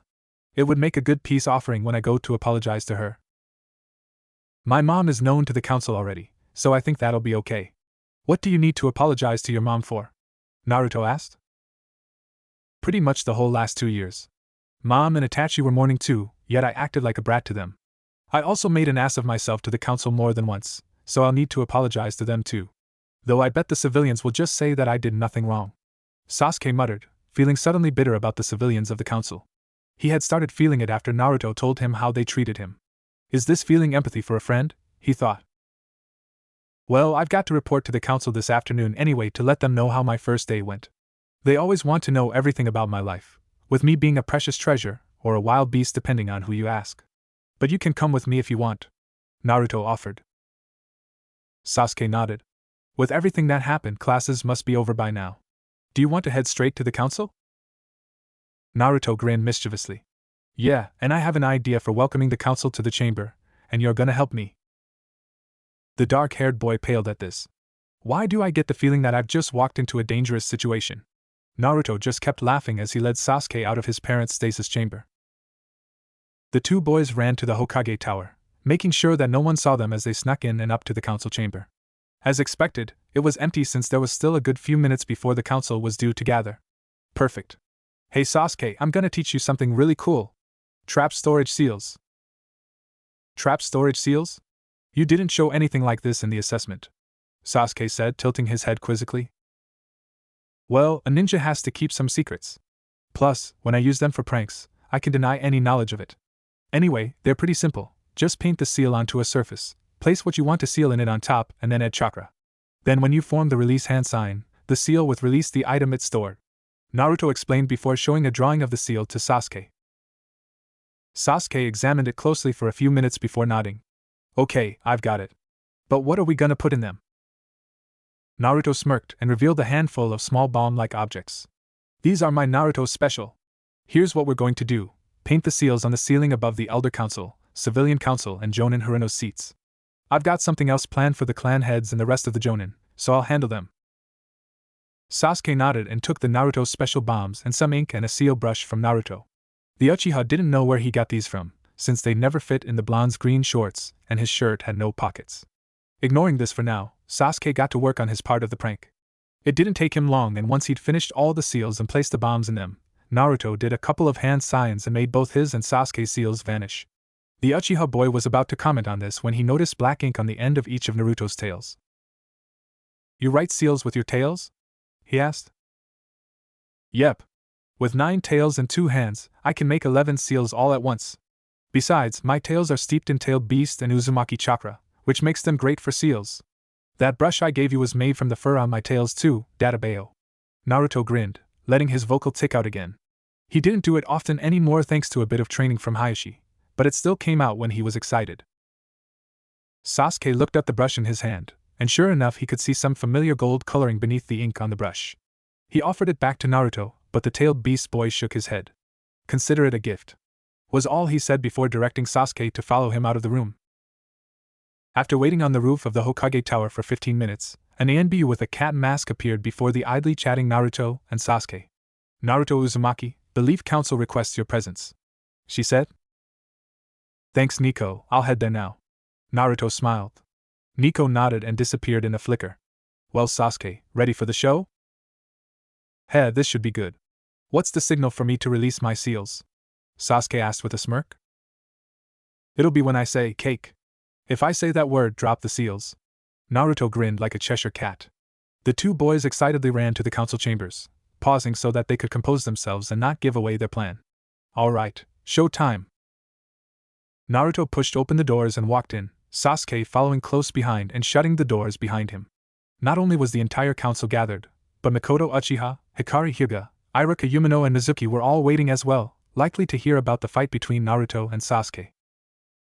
Hey everybody, how you doing? Naruto said cheerfully while Sasuke gave a polite bow to the council. Naruto-kun, it's good to see you and Sasuke-kun in good condition. When I heard about your little spat, I was a bit worried, Hiruzen said with a grandfatherly smile. No need to worry, Gramps. We're both just fine. Our first day at the academy was a piece of cake. The moment the words left his mouth, Sasuke formed a silent seal behind his back, releasing the seals above the elders, civilians, and Haruno. The seals appeared before dropping the Naruto special bombs on the heads of their victims. Each one suddenly transformed into a fully iced layer cake, which splattered onto the heads of the council. Outraged yells followed this as the clan heads, Hokage and Jonin suppressed their laughter. Oh, Naruto, Hikari muttered, trying to keep her own laughs in. You damned brat. Have you no respect for those above you? Jonin Haruno spat, wiping the cake from his purplish-pink hair. Actually, I think you'll find Naruto was not the maker of those seals.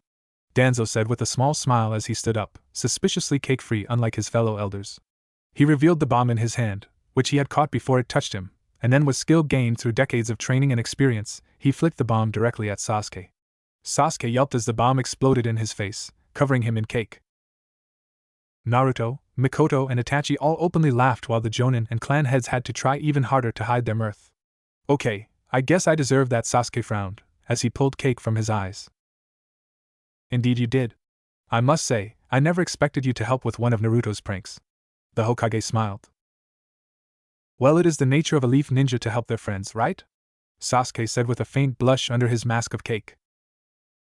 Itachi beamed at his little brother and Mikoto looked ready to cry from happiness.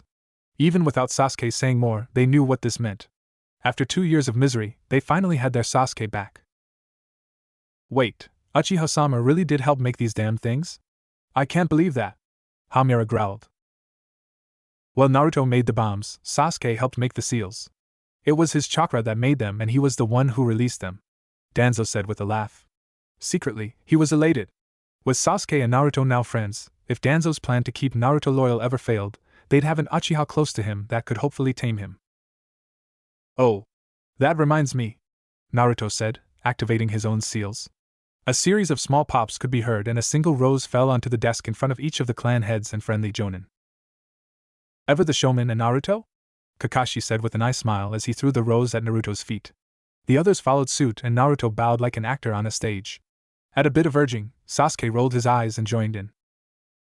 If your ninja career ever fails, at least you have a good backup as a stage magician, Sasuke teased. Yes, this little show was amusing, but it is time to get serious. Naruto, clean up, Hiruzen ordered. Naruto simply nodded and formed another hand seal. Instantly, all the cake and roses transformed into a single leaf each, which Naruto quickly dashed about and picked up. At Sasuke's curious look, Naruto grinned. It's my fox transformation, leaf charm. I can turn leaves into anything I want by pouring in some chakra. Pretty cool, huh? With the leaves gathered, Hiruzen had Naruto describe everything that happened on his first day at the academy, from the introductions to the assessment tests, to the fight with Sasuke and what happened afterwards. He only left out the visit to his parents' stasis chamber, but he did mention telling Sasuke who his mother was, which made Mikoto ecstatic. Sasuke looked disappointed and regretful through much of report, though he perked up when Naruto said that he and Sasuke were now good friends. I see, you had quiet the day. Iruka, Sasuke-kun, anything to add? Hiruzen asked, keeping a neutral expression.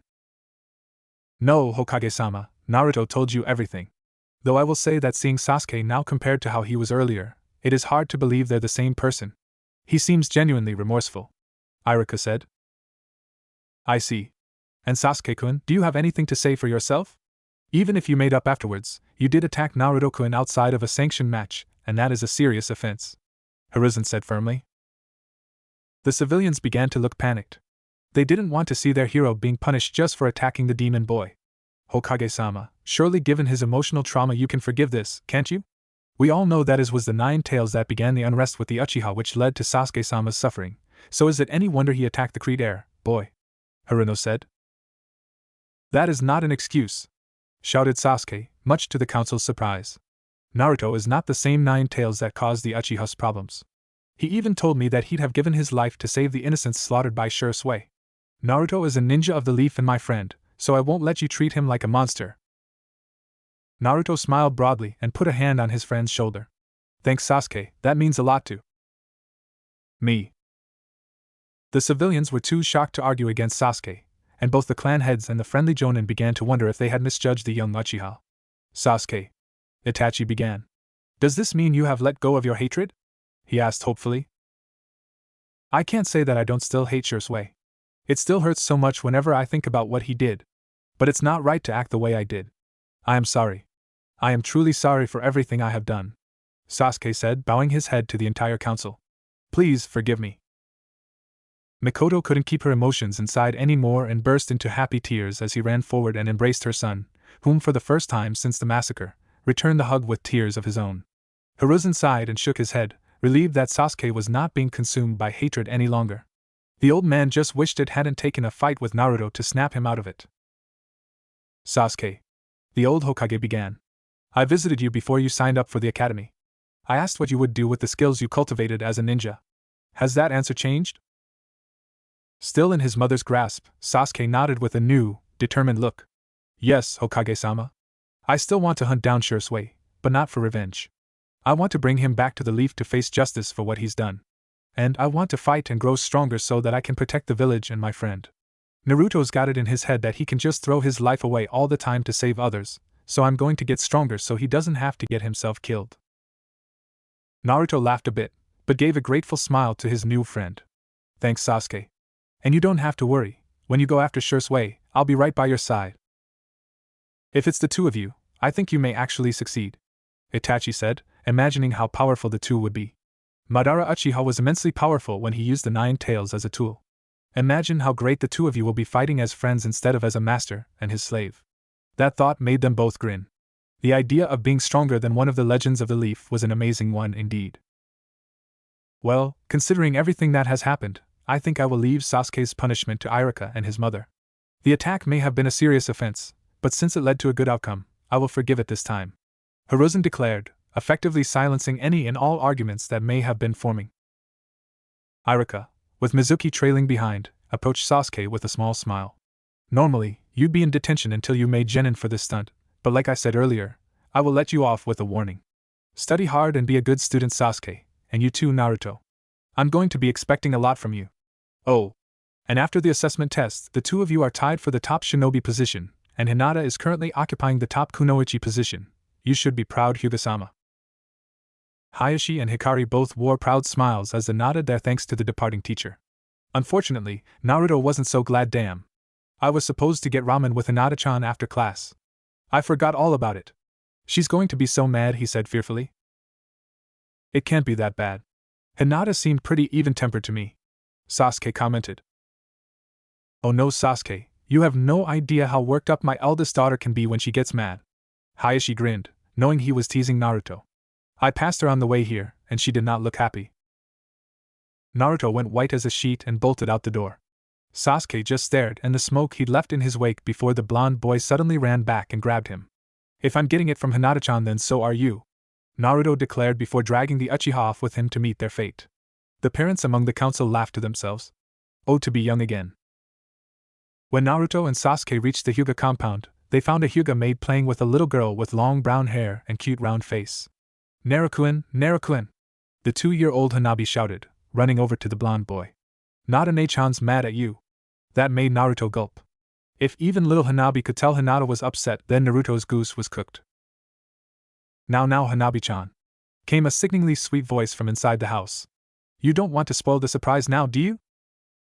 Naruto and Sasuke paled as Hinata walked out into the yard, wearing a smile that meant something very unfortunate was about to happen. Naruto-kun, Sasuke-kun, let's have a little talk, Hinata said, activating her Byakugan. The two boys' screams could be heard throughout the village for a long time afterwards. Since that busy first day at the academy, Iruka's class of ninjas in training steadily moved through the next 5 years at the academy. Just like with every generation of students, many of the civilian children dropped out, until of the 5 starting classes of 30 students each, only a single class of 20 remained. Iruka had been the most popular teacher with the students that year, so he was selected to run the class, and he certainly rose to the challenge. The Jonin were claiming this was the most talented class since the village's founding. Naruto and Sasuke's friendship had been going strong through the last 5 years, to the point that they were best friends and it was rare to see one without the other. Hinata also welcomed Sasuke into her group of friends, after showing him exactly why the Hyuga were so feared. To Sasuke's surprise, he actually found it easier to get along with the other students and had fully integrated with Naruto and Hinata's friends among the clan children. He liked Hinata for not crowding him and acting like a fangirl. He reluctantly had fun with Naruto's pranks, and on top of it all, he had an eager sparring partner in Kiba. Shikamaru, Choji and Shino all got along with the boy as well, with Shino being the one who spent the most time with Sasuke other than Naruto, but the Nara and Akimichi boys preferred the sometimes lazy and sometimes gluttonous Naruto. The girls of the class, sans Hinata, had eventually divided into 2 fan clubs for Naruto and Sasuke, with Sakura and the civilian kids making up Sasuke's fan club and the children of ninja making up the Naruto fan club. Ino had started off in the Sasuke fan club, but had quit her antics after Naruto told her that Sasuke only liked strong and serious kunoichi. Training-wise, things hadn't changed much from the assessment on the first day, at least in terms of the rankings. Naruto and Sasuke were still tied for the top spot among the boys, with Kiba trailing behind, Two strong rivals had motivated him to up his academic studies, while Hinata had never wavered from her top spot among the girls. Though Ino and Sakura gave it their best to pass her, leading them to be tied for second place. It hadn't been easy maintaining the top spot for Naruto, whom was constantly sabotaged by Mizuki and a few of the teachers from the special classes which had been paid off by fear-mongering civilians. Still, he had persevered, and with Azashi Hyuga helping to tutor the boy, Naruto had even kept high marks in the written parts of the various tests. Finally, after all that training, the day they were waiting for finally came, graduation day. Naruto awoke bright and early and threw on his ninja garb, a mesh shirt under a black jacket with the Uzumaki swirl emblazoned in orange on the back, along with a pair of Jonin-style blue pants. Naruto had originally wanted an orange jacket and pants, but he had been overruled. Grabbing his weapon pouches from his dresser, he'd stopped sharing a room with Hinata when he turned 5. He headed out the door to get breakfast before the academy. Naruto-kun! Hanabi greeted as Naruto entered the dining hall. The now 7-year-old Hanabi had grown a fair bit taller, and now wore black training garb. Morning, Hanabi-chan. You still itching to start the academy? Naruto grinned as he sat beside the young Hyuga. You bet. Father finally convinced the elders to let me go. I'll start as soon as your class graduates. Hanabi smiled. At that moment, the door slid open again, revealing Hinata. Now 12 years old, Hinata had started developing, much to her embarrassment, so she hid her figure beneath a cream-colored and fur-lined jacket. She also wore the same kind of blue pants as Naruto, though they were darker and a little shorter. Good morning, Naruto-kun, Hanabi-chan. She greeted. Mother and father apologize, but they won't be joining us for breakfast. Apparently they are still in talks with the elders. Naruto scowled. He knew what these talks were about. Ever since Hanabi had been revealed as a prodigy in the Gentle Fist, many elders had tried bullying Hinata into giving up her title as heiress so the stronger daughter might lead the clan. Of course, with Naruto backing her up and the other clans backing him, the clan elders could do nothing to force the issue, though they still made it their life's mission to interfere with everything. And in truth, Hinata was stronger than Hanabi by a large margin, but their spars always ended in draws due to her reluctance to hurt her little sister. Forget those old geezers. We need to get ready for the graduation exam. But as soon as we're genin, I'm leaving itching powder in their laundry again, Naruto declared, earning giggles from the girls and some snickering from the branch members whom were also having their breakfast. Naruto and Hinata finished their food and with a goodbye to Hanabi, raced for the academy. As usual, Naruto took on his fox form and had Hinata ride on his back so they'd be there quicker. In the last 5 years, Naruto's full-sized fox form had grown and was now as big as a 2-story house, so he had to use his smaller forms when running about the village. When they arrived, they found Sasuke and Shino waiting for them in silence. After exchanging the usual pleasantries, they headed into the class and waited for everyone to gather. At 9 a.m. exactly, Iruka walked in and started the class. Okay students, this is officially your last day as members of my class. Some of you will pass on to the genin rank while others will need to join next year's group to get another chance at it. I hope you've been practicing. Iruka smiled. The first part was a written test, which Mizuki handed out. In the past, Mizuki had tried casting a genjutsu or transformation on Naruto's test so that he would misread the questions and give wrong answers, but Naruto was immune to genjutsu, and he could always feel the chakra in the transformations and dispelled them. But this time, Mizuki thought he'd finally get the boy. He had gone to the Shinobi archives and asked for a copy of a previous year's Jonin written test under the guise that he was going to study it for his own eventual promotion. And of course, that Jonin test would now be given to Naruto. The fox boy could feel Mizuki's intentions as he handed Naruto the paper, and it took less than a second for him to figure out that he never passed this test honestly. Now if only he had some stealth skills like some kind of ninja. Naruto snorted to himself.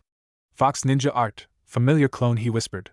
He felt one of his tails slip away from his being and form itself into a small golden fox with a single tail. Waiting for an opening, the fox dashed out the door. It headed to the Shinobi archives and found the answer key to the test and began reading it. Unlike a normal clone which was illusory or a shadow clone that needed to be dispersed to pass on its knowledge, his familiar clone kept a telepathic link with the original. The downside to the jutsu was only being able to make one clone for each tail he had, and since he had to maintain at least one tail to keep himself alive, Naruto could only make 8 of these clones. Now all that remained was to put on a show of struggling, to make sure Mizuki didn't notice anything fishy. Formulating a special plan to further embarrass the Chunin, Naruto made another clone and sent it off on its own mission. Once the test was over, the familiar clone slipped back in and merged with Naruto again. Mizuki collected the papers and left Naruto's on top so that Iruka would fail him first. Unfortunately, it wouldn't go as planned. Wait a moment, Mizuki. I think you gave Naruto the wrong test. This is way too high level for even the average Chunin, Iruka commented. But wait a second, these answers look Naruto. How do you know some of this stuff? Oh, you know, Iruka-sensei, Naruto gave a grin at Mizuki. I like to hang around the shinobi archives. I guess Mizuki just wanted to test if I'd been learning anything there. Here's my real test, Naruto said, producing the correct test from under his desk with all the answers filled in. His second clone had stolen it from the teacher's lounge and rapidly filled it out while he worked on the Jonin test. Mizuki scowled as Iruka took the real test and graded it. Good job, 98 points. I'll also see about grading the extra paper during the break. Maybe you'll get some extra credit. The scarred teacher smiled. That really pissed Mizuki off, but he just sat back and waited. There were more tests to come and more ways for Naruto to fail. After a few minutes of grading, Iruka was a master at this. Their sensei announced the scores. Sasuke had beaten Naruto with 99 points, Sakura had gotten a perfect score of 100 points, Hinata had gotten 99 points, Kiba had managed to sneak in a pass with 56 points, Shino scored 98 points like Naruto, Shikamaru had gotten 74 points. Without actually trying, Choji managed 67 points. Ino was able to reach 91 points, and lastly Sai got the minimum 51 points he needed to pass. Sai had been ordered by Danzo to become dead last so that he would be placed on a team with the Rookie of the Year, which would almost certainly be Naruto or Sasuke. With the test scores read out, everyone prepared for the Bukijutsu test, with many students hoping to make up for their failed written tests with good scores here. After the Nine Tails attack, the Leaf Council had ordered an expansion in many academy courses to better prepare them for future incidents, and one of those was the upgraded Bukijutsu course. Every student was required to learn Shuriken Jutsu and at least one other weapon style of their choice. This made the weapons test a bit hard to grade, but thankfully, the weapon tutors had all been given the day off for the test. First came the Shuriken Jutsu test. Simply hit as many of the 8 kill spots on the mannequin as you can. Of the 10 most talented hopefuls, the lowest score was Kiba with 4 out of 8 Shuriken hits and 6 to 8 kunai hits. Sai matched him and everyone else was able to get at least 6 hits with each weapon. Sasuke, Hinata and Naruto all got perfect scores thanks to their skilled eyes and their practice. Next was the specialized weapon test. To pass, the student's tutor must rank their skill to be at least low genin level. Sai was first and reached low genin level with the tanto from an ANBU tutor. Then came Shikamaru, whom used trench knives to low genin level, much to the annoyance of his tutor, Asuma Saratobi, whom knew he could do better. Choji used a bow staff similar to his father's while Ino used a spear, and both managed high genin scores from Chozai Kimichi. Shino opted to use 2 miniature crossbows that were hidden in his sleeves and was able to use them to high chunin level thanks to his father, Shibi Aburame's tutelage. Kiba and Naruto went next, since they had chosen the same weapon, clawed gloves, since they complemented their fighting styles. Suminozuka had been their tutor, though it was Hana, Kiba's sister, that had come to judge them in the place of her mother. Kiba went first and donned his gloves, which were bigger and bulkier than Naruto's. In mere seconds, he shredded the target dummy and left only a tattered pile of wood and cloth. He was scored as a low jonin with them by his sister, whom looked fairly proud. Naruto went next and his gloves were much smaller, and only had metal parts on the actual claws and a single plate on the back of the hand. Despite the smaller size, Naruto was able to wield them just as well and he joined Kiba with a low jonin score. Hinata went next and her weapon was a bow, which she had trained in with her mother. Another Hyuga was here today to judge her, since Hikari was busy with the clan elders, but it didn't matter to Hinata. Present or not, she'd make her mother proud. Wielding her ivory white bow, Hinata dashed around the target dummy and riddled it with arrows. 3 hit the head at different angles, 2 hit the throat, 2 more hit the heart, 1 hit the back, which would have severed the spinal cord, and a final arrow hit the dummy below the belt, which made the boys in the class shudder. She was scored at high chunin, which Hinata was happy to accept. Sasuke and Sakura were the last of the skilled students to show their skills.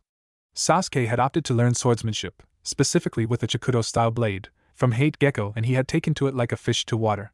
He was able to destroy his dummy with precise and high-speed strikes, leaving no wasted moves, which earned him a mid-jonin level skill. Sakura, on the other hand, had surprised many when she revealed that her skill with twin tantos held in the reverse grip managed to get her a high chunin score from her uncle Kasuk, whom watched with a stoic expression as the pink-haired girl sliced apart her dummy. The rest of the students either managed low to mid-genin level, if they passed at all, with katanas or dual blades, which had been chosen because they looked cool, and not because they complemented the student's style.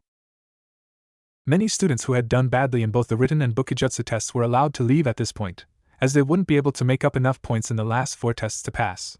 Genjutsu was by far the hardest test for most of the students, as much of this generation had little talent for it. Sasuke, Sakura, Hinata, Ino and Shino were all able to cast genjutsu of their own and could escape Irika's genjutsu within 3 seconds.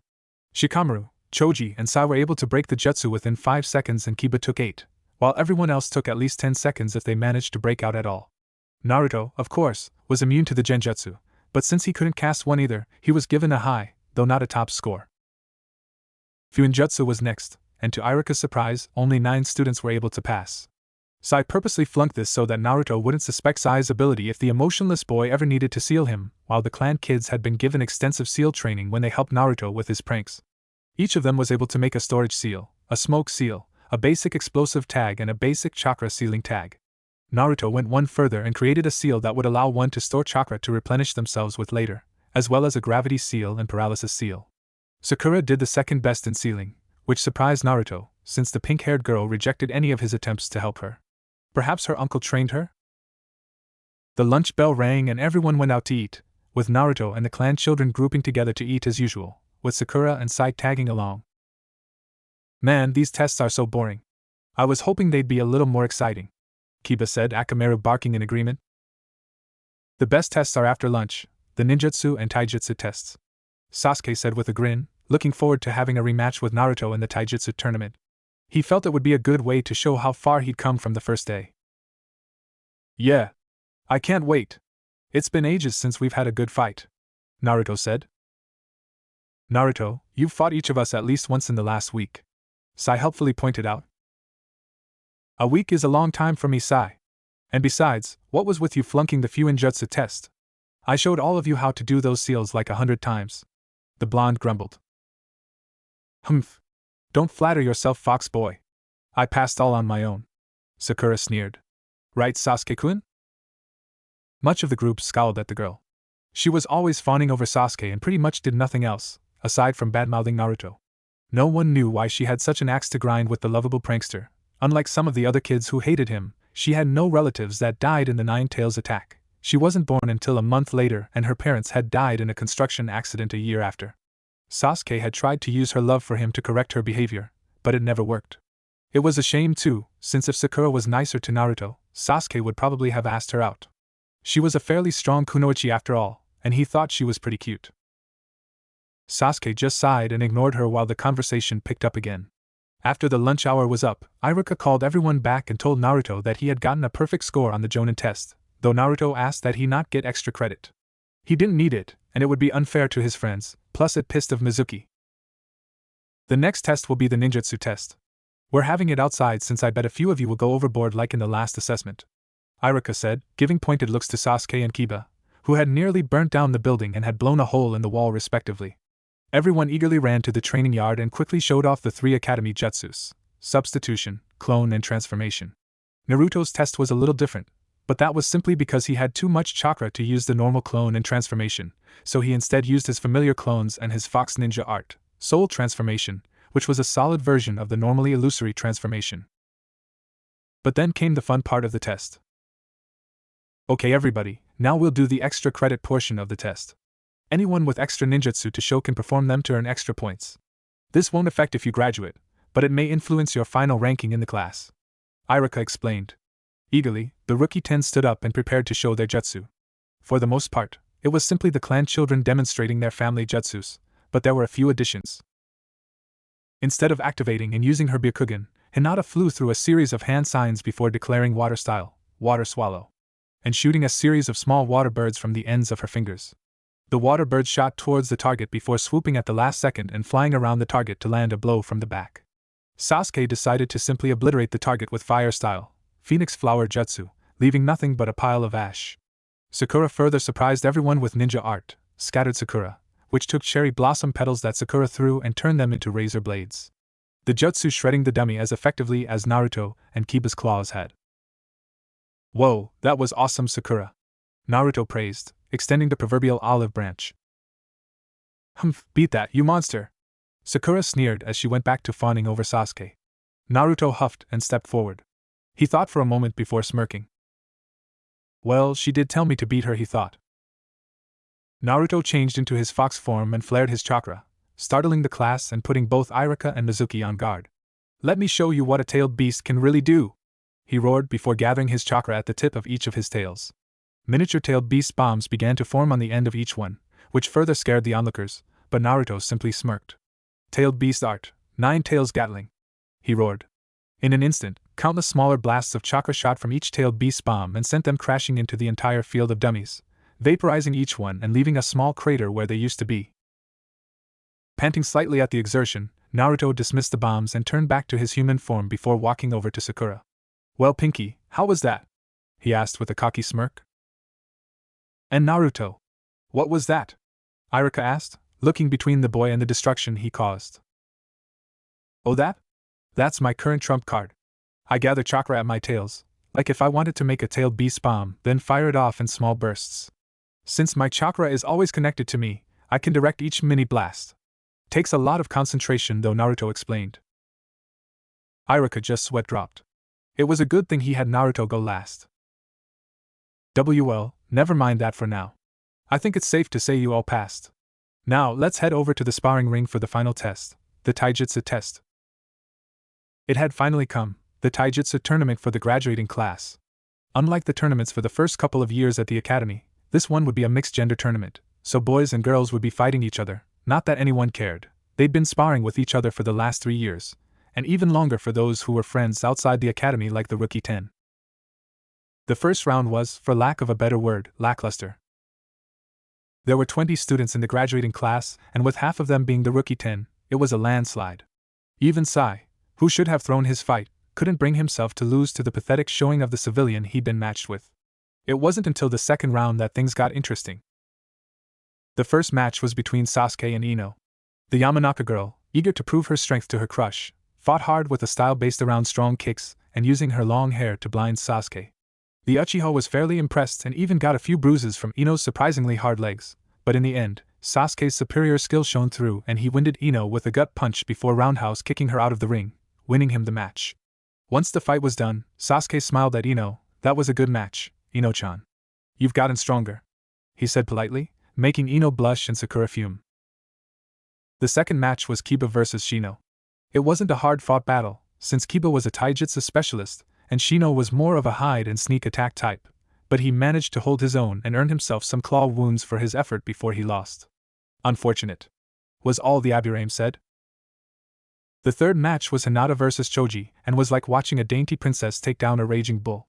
Choji threw his whole body into every one of his heavy punches and kicks, but Hinata danced through the blows and gently struck various points on Choji's body, draining his stamina before delivering a single palm thrust to knock him out of the ring. It took a few moments before Choji recovered enough to know he'd lost, but when he did he congratulated Hinata and took his loss well. The fourth match was Sakura vs Sai, and it wasn't really much of a fight.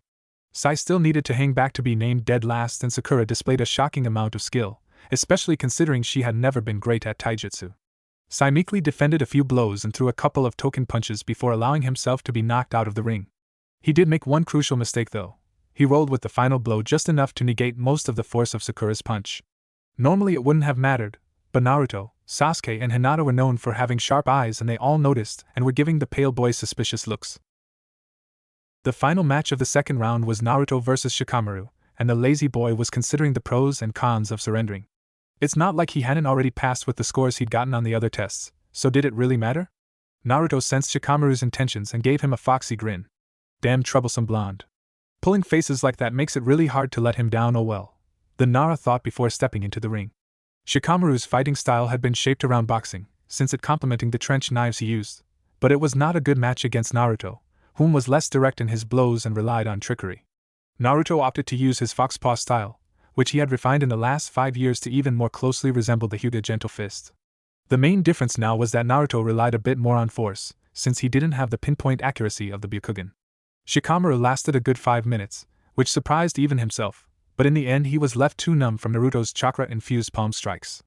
As soon as Naruto had struck his arms again and left them too numb to move, Shikamaru surrendered. Fighting Naruto might not have been as painful as fighting the other skilled students, but it was still uncomfortable. "Well done to all of you," Iruka said, clapping as the 5 round 2 winners stood before him. "Now, since there are 5 winners, one of you will be paired with Mizuki in round 3. If the one who faces Mizuki wins, then we'll have 3 people in round 4, so I'll fight the extra. Then the winners will fight in the finals. Do we have a volunteer to fight Mizuki?" Naruto smirked, but Sasuke beat him to it. I'll do it. I want to test my skill against the Chunin, he said simply, hiding his real intentions. Sasuke was a sharp young man, and he didn't miss what Mizuki had tried to pull in the written test. This would be his chance to have a little fun with the fool. Okay then. Sasuke will face Mizuki, Naruto will face Sakura, and Hinata will face Kiba. Sasuke and Mizuki will go first, Iruka declared. Mizuki smiled as he entered the ring. He planned to throw the fight since he knew Naruto would beat Sakura and would be forced to either fight Sasuke or Hinata, which Mizuki thought would distress the boy. Oh, how surprised he would be in the coming minutes. As soon as Iruka began the match, Sasuke dashed forward and kicked Mizuki hard in the balls. The Chunin went bright red as he fell to the floor gasping, before being kicked in the face, then gut-punched and finally picked up and thrown out of the ring like a trash bag. Iruka and those outside Naruto's circle of friends looked horrified at the Uchiha's brutality, while those who liked Naruto laughed and applauded. Well, that was disappointing. I expected more from a Chunin. He wasn't even half as good as Naruto and Kiba, Sasuke said, rubbing salt in the wound. Iruka just sighed and propped Mizuki against a tree. There was no permanent damage, so he decided to just leave his fellow teacher to wake up on his own. Next, Naruto versus Sakura, Iruka called. The blonde and pinkette stepped into the ring, wearing matching smirks. Ready to lose, you monster? Sakura taunted. Ha! I'm not even going to need my fox taijutsu here. I'll fight you with the academy style. Naruto shot back, taking the familiar stance of the basic academy style. Most of the students, including Sakura, had either abandoned or altered the academy style into something that suited them better, since anyone with 5 minutes of experience could destroy the academy style. Losing to it as a genin hopeful would be very embarrassing. The fight began as Sakura leapt at Naruto with a high kick. Naruto blocked it and delivered a couple of basic jabs to Sakura's torso, but she shook them off. She was very resilient for a 12-year-old girl, even a ninja one. Naruto smirked as Sakura charged him again, using a high-speed flurry of punches to try and overwhelm Naruto. Sakura's fighting style was designed to knock out the opponent as quickly as possible with heavy strikes to their vital areas, but the academy style was designed to teach ninja in training how to protect those areas, and combined with Naruto's natural hardiness, Sakura couldn't break through. Damn it, how are you so tough? She yelled, nursing her bruised knuckles. I train my body by fighting multiple tough opponents at once. I've been getting the crap kicked out of me by Hinata, Sasuke, and Kiba since we started training. Compared to those three, your attacks might as well be a gentle breeze. Naruto smirked. Sakura saw red. How dare this filthy monster look down on a human like her? She'd make him pay for that. I'm going to kick the crap out of you, she roared, leaping high in the air to deliver a drop kick to the top of Naruto's head. You can try, Naruto replied, taking the blow without blocking, dodging, or even reacting. But it won't be today. Sakura looked stunned that Naruto took her attack, and it left her open to a counterattack. Naruto gave her a quick jab to the thigh, then a follow-up kick to the top of her right arm before delivering a roundhouse kick to the head, knocking her out of the ring. Sakura fell to the ground stunned. She hadn't just lost to the monster, or to the academy style, she'd also lost to the very first combo that every student learned and forgot as they advanced. Winner, Naruto Uzumaki, Iruka declared, making Naruto's friends cheer as he gave a little bow. He went to help Sakura up, but she looked away from him, her eyes hidden by her hair but tears clearly seen running down her cheeks before heading over to stand by herself. I get that she doesn't like me, but crying over a loss like that is weird. And what's with those weird feelings? Doesn't feel like any hatred I've felt before, Naruto thought as he went to watch the match between Hinata and Kiba. Sasuke had also noticed Sakura's strange behavior and felt a twinge in his chest. He wanted to go over and comfort her, and he knew it would likely make her happy, but his pride and friendship with the Nine Tails stopped him. Sasuke couldn't bring himself to extend kindness to those that hurt Naruto, especially those that had no real reason to hate him. Ignoring the pink-haired girl, everyone turned to watch the Hyuga heiress fight and ultimately defeat the dog user. Kiba's style was very similar to Naruto's fox form fighting style, and Hinata had practically spent her whole life sparring with the gold fox, so Kiba wasn't too difficult for her. Still, she was gracious in victory and Kiba took the loss well, though he swore he'd beat her next time. Then it came time for round 4, and Naruto volunteered to fight Iruka, since he didn't want to risk fighting both of his best friends on the same day. Iruka stood across from Naruto and couldn't contain his proud smile. The boy had really grown on him, and had even bowed to Iruka and apologized on the behalf of his predecessor for killing Iruka's parents. After that, Iruka began to see Naruto as like a little brother and regularly joined him for ramen at Ichiraku's. Naruto also saw Iruka as one of his older brothers, along with Itachi and Kakashi. Okay, Naruto, which style are you going to fight me with? I know that the fox paw isn't your only one. Iruka smiled. Naruto grinned. Heh, should have known I can't sneak anything past you, Iruka-sensei. The truth is, I have 3 styles. Fox paw is meant for more defensive combat, and to defeat enemies with minimal harm. But my fox claw style is based on the Inuzuka style, and is much more aggressive. Think you can handle it? The boy asked with a teasing smirk. The scarred teacher nodded and entered a Chunin combat stance. Come at me! Naruto didn't need to be asked twice as he dropped into a copy of the Inuzuka style stance and attacked with a series of rapid slashes. Iruka backstepped to avoid the swinging claws before sidestepping around the advancing boy and aiming a chop to the back of his neck. Naruto flipped and kicked at Iruka's hand, cutting it with the claws on his toes. Iruka cursed himself for forgetting that all of Naruto's nails, not just the finger ones, could sharpen into claws, but he wasn't given the time to dwell on his mistake as Naruto put his hands on the ground and spun himself around, striking Iruka's right side with a devastating spin kick. Iruka took the first couple of blows, but when Naruto started to slow down, he suddenly grabbed the boy's ankle and lifted him into the air. Naruto squirmed in the air for a moment, weighing his options before deciding to swing himself at Iruka, slashing at his chest, cutting through his vest, and just barely scraping the skin beneath it. The sting of the light cuts made Iruka flinch and loosen his grip, allowing Naruto to strike the man's fingers with his free foot, forcing him to drop the boy. Iruka recovered and kicked Naruto hard before he hit the ground, sending him flying. Naruto would have flown out of the ring, but he managed to dig his claws into the ground at the last minute, leaving him doing an awkward handstand at the edge of the field. Nice try, Iruka-sensei, but I'm not done yet, Naruto shouted before leaping to his feet and running at his teacher on all fours like a fox. He went to slide between Iruka's legs to strike him from behind, but his sensei was prepared for this and slammed his palm down on Naruto's side as he slid below him. Naruto cried out, but kicked himself back to his feet and swung at Iruka with his right hand. Iruka easily dodged back, but Naruto went with the blow for a moment before bending his arm and hurling himself backward into Iruka with his elbow. Iruka blocked it with both hands, but the force of the blow pushed him back a bit before Naruto leapt away to gain distance. As Iruka watched Naruto pant, he saw a smirk cross the boy's features. Looking down, he could see why. That last blow had pushed him back just enough for him to be out of the ring. Well, it was a fairly hard-fought match, but it looks like you win, Naruto. Good job. Iruka smiled, ruffling the blonde's hair. Naruto bowed with a big grin before running over to his friends, whom all praised his victory. Naruto didn't like to be arrogant or cocky, but he couldn't deny that after all the insults the village threw at him, he enjoyed being praised for his skills. Still a bit sore from the wounds inflicted by Naruto, Iruka moved back to his place beside the ring and called the next match, which was between Hinata and Sasuke. The two dojutsu users moved to the ring and gave each other a respectful bow before entering their family stances. In the recent years, Hinata has been training with her mother in a variation of the gentle fist style, known as the gentle wing style, which focused more on large, sweeping movements instead of jabs and palm strikes. It was just as effective as gentle fist if the user had the necessary flexibility. The Hyuga elders didn't like it, but Hinata and Hikari agreed that they could go to hell. Begin! Iruka called, and in an instant, the two genin hopefuls closed the distance and began rapidly exchanging blows. Hinata was the faster of the two, but Sasuke was stronger and hit harder, which worked against Hinata since her weakest area was her physical endurance.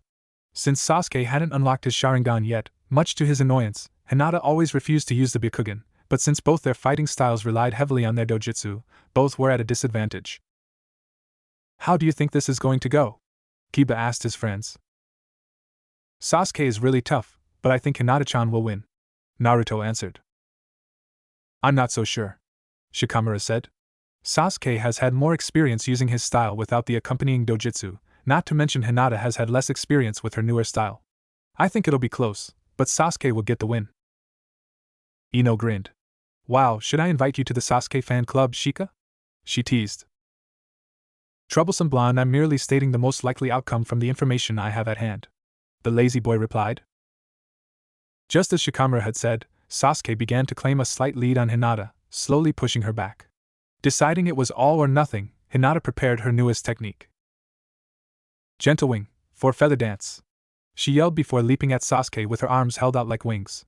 Chakra in the shape of feathers lined the underside of each arm, and she swung them at Sasuke's four limbs. The chakra feathers acted like blades attached to Hinata's arms and completely shut off the chakra flow to each of Sasuke's limbs. Damn it!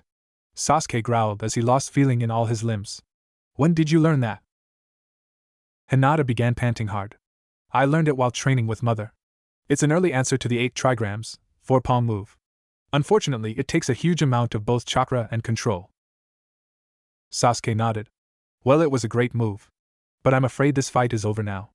Reaha! The boy roared as he forced chakra back into his limbs, shattering the blocks that Hinata had placed on his chakra network. I've been practicing methods of forcing out foreign chakra since my fight with Naruto on the first day. It takes almost all my chakra to do it, but at least I can move now. Now I'll show you my technique. Oh no! Hinata cried, unable to move from the exhaustion of her last move. Sasuke leapt in the air and called out Uchiha style, Heavenly Talon, before focusing all his remaining chakra into his right leg and descended down onto the field with his right foot extended and his left foot tucked beneath him. Naruto and the others watched with horror. If that move hit Hinata, she could be seriously hurt. Sasuke knew this, and instead of aiming directly for Hinata, he aimed at the ground just a couple of feet in front of her. He smashed into the ground with huge force, creating a crater and a shock wave that blasted the weakened Hinata out of the ring. Winner, Sasuke. We'll have a short break so Sasuke can recover a bit before we move on to the last round. Iruka instructed as he watched Sasuke and Naruto rush over to help Hinata up, which made Sakura more than a little jealous. Why does Sasuke-kun care so much about the monster and Hinata? It would make it so much easier for me if he just hate them, she thought bitterly.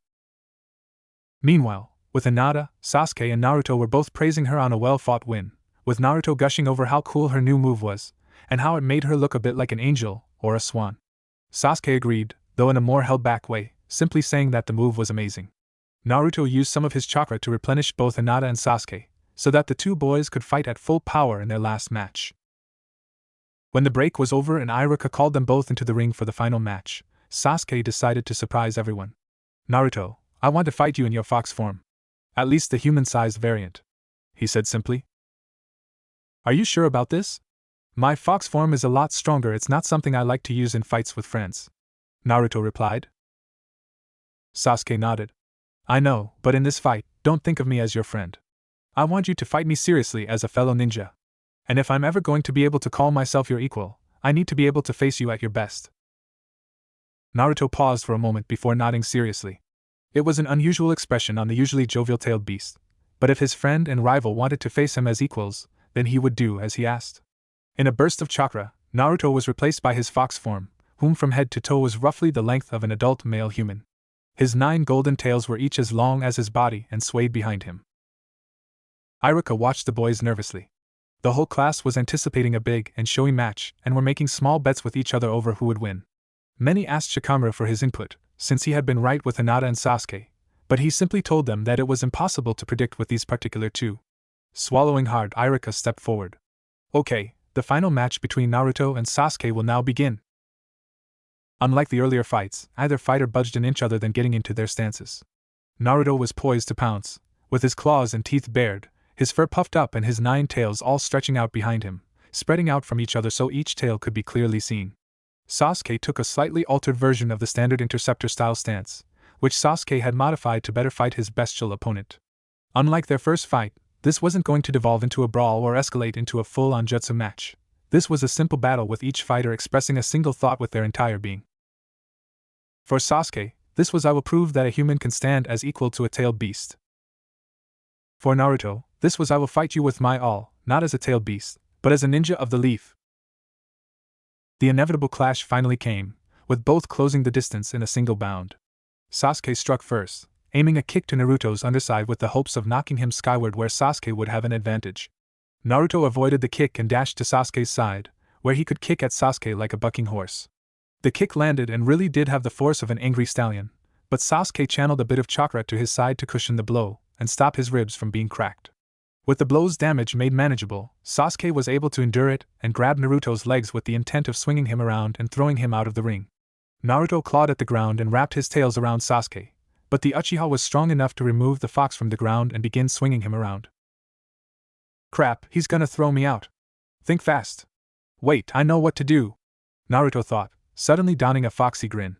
He unwrapped his tails and positioned them around Sasuke, like each one was the fang of a beast and the Uchiha was in its jaws. Focusing chakra to each tail tip, Naruto quickly jabbed the tails into the 8 vital points on Sasuke's body, with the 9th being poised to help Naruto catch himself when Sasuke released him.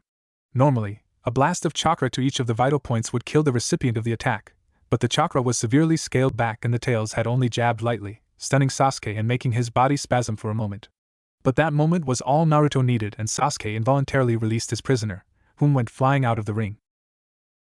Hope this works, Naruto thought before unleashing a burst of chakra from his ninth tail. The chakra acted like a massive gust of wind and shot Naruto back into the ring even faster than he'd been thrown out. He aimed himself and slammed his head into Sasuke like a human, or fox, missile.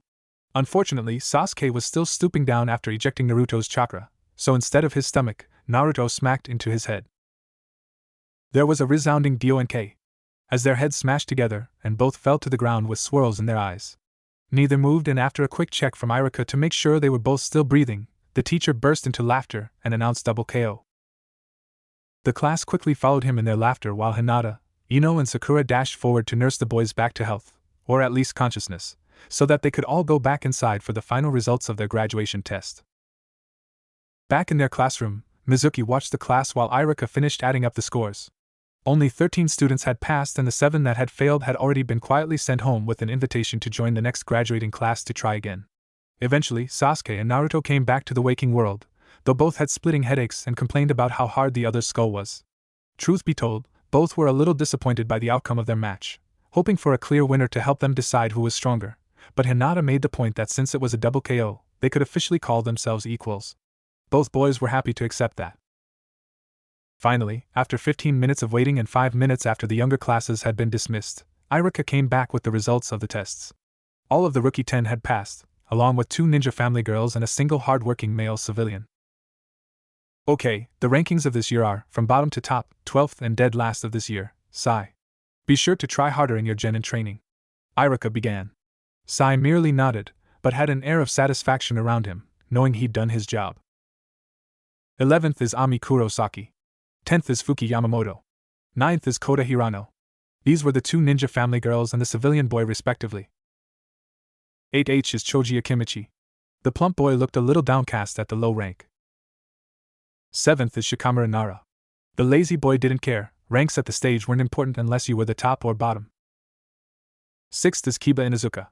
Kiba growled, he would have gotten a higher score if it weren't for those damned written and genjutsu tests. 5th is Ino Yamanaka. The blonde scowled, knowing she'd been beaten by Hinata and Sakura. She'd have to try harder and make Chunin before them.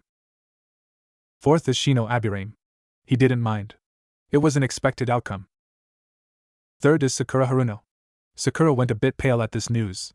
Not only was she not top kunoichi, but she'd been beaten by the demon. 2nd is Hinata Hyuga, who is this year's top kunoichi. The Hyuga heiress smiled and looked to Naruto, whom gave her a big thumbs up.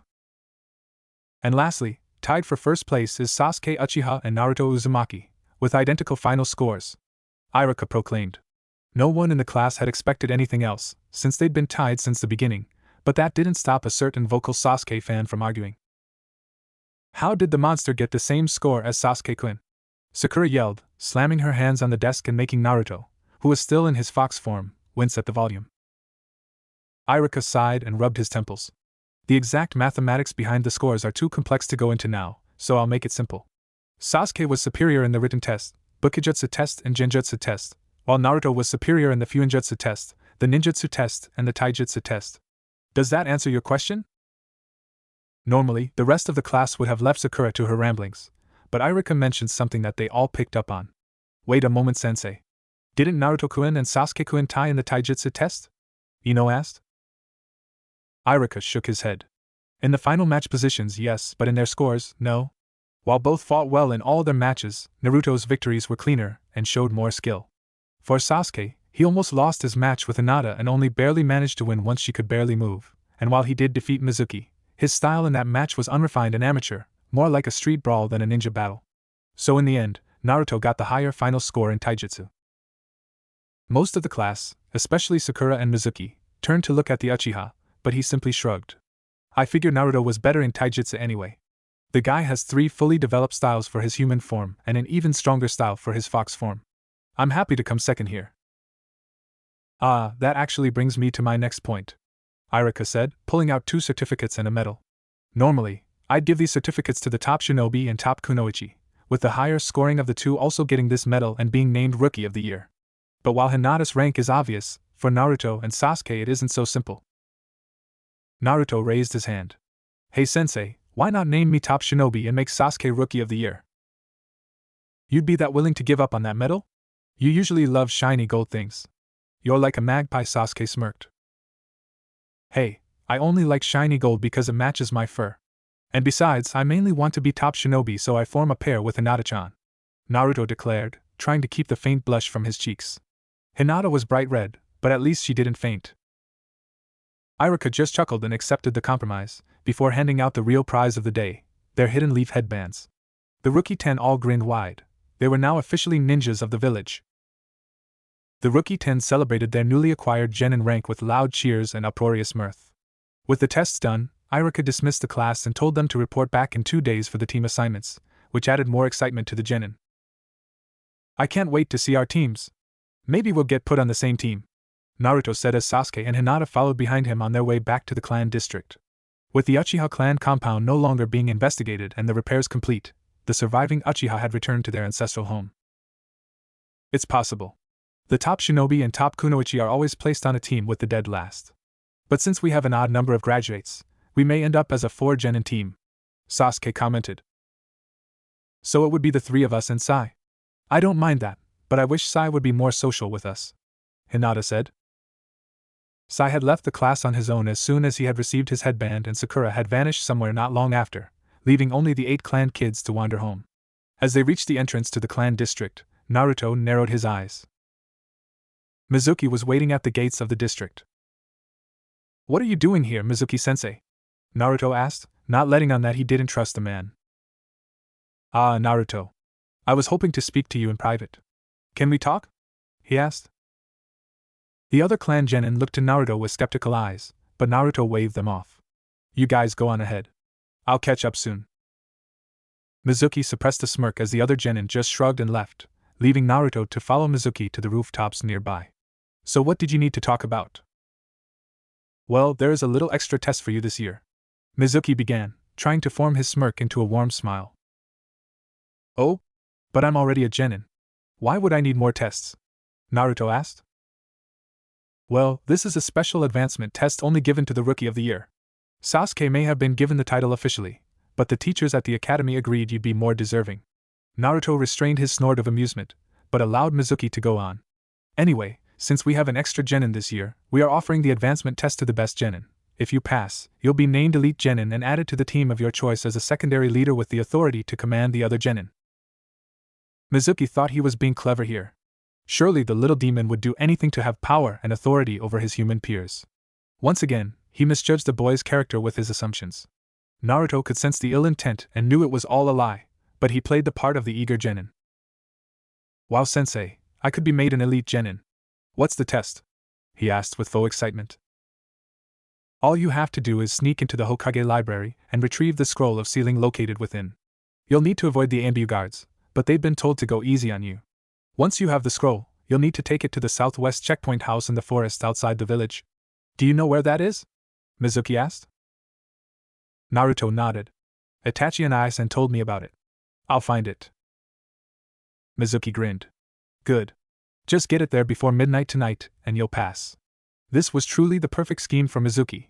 If Naruto failed, he'd be accused of conspiring to steal a leaf relic, and no way would the council believe the demon over a teacher. And if by chance that Naruto succeeded, then Mizuki would get the scroll and be able to kill the demon before leaving the village. It was foolproof. Unless Naruto had sensed the scheme from the beginning, which he had. Okay, sensei, I accept. I'll get the scroll and bring it to the checkpoint before you know it, Databeo, Naruto declared, throwing in his tick for good measure. Mizuki smiled broadly and left, thinking his victory was inevitable. But as soon as the man was out of sight, Naruto created a familiar clone to tell his friends the situation, while he himself ran off to warn the Hokage. Naruto was used to just wandering into the Hokage's office whenever it suited him, since he was considered Hiruzen's honorary grandson, but this time he stopped to ask his secretary. The elderly woman had replaced the last secretary after she'd been rude to Naruto, and the new one was much kinder, being a retired shinobi. Hey Granny, I need to see the Hokage. It's really important, Naruto said, surprising the secretary.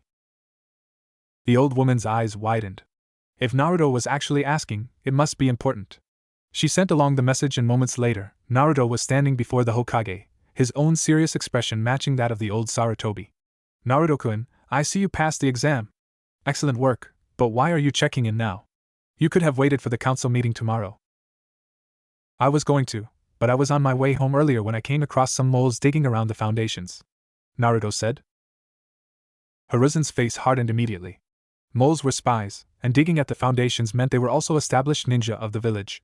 The Hokage gave a hand sign and 5 ANBU immediately appeared and activated privacy seals around the room before vanishing again. Okay, Naruto-kun, tell me everything you know, the Sandaime ordered.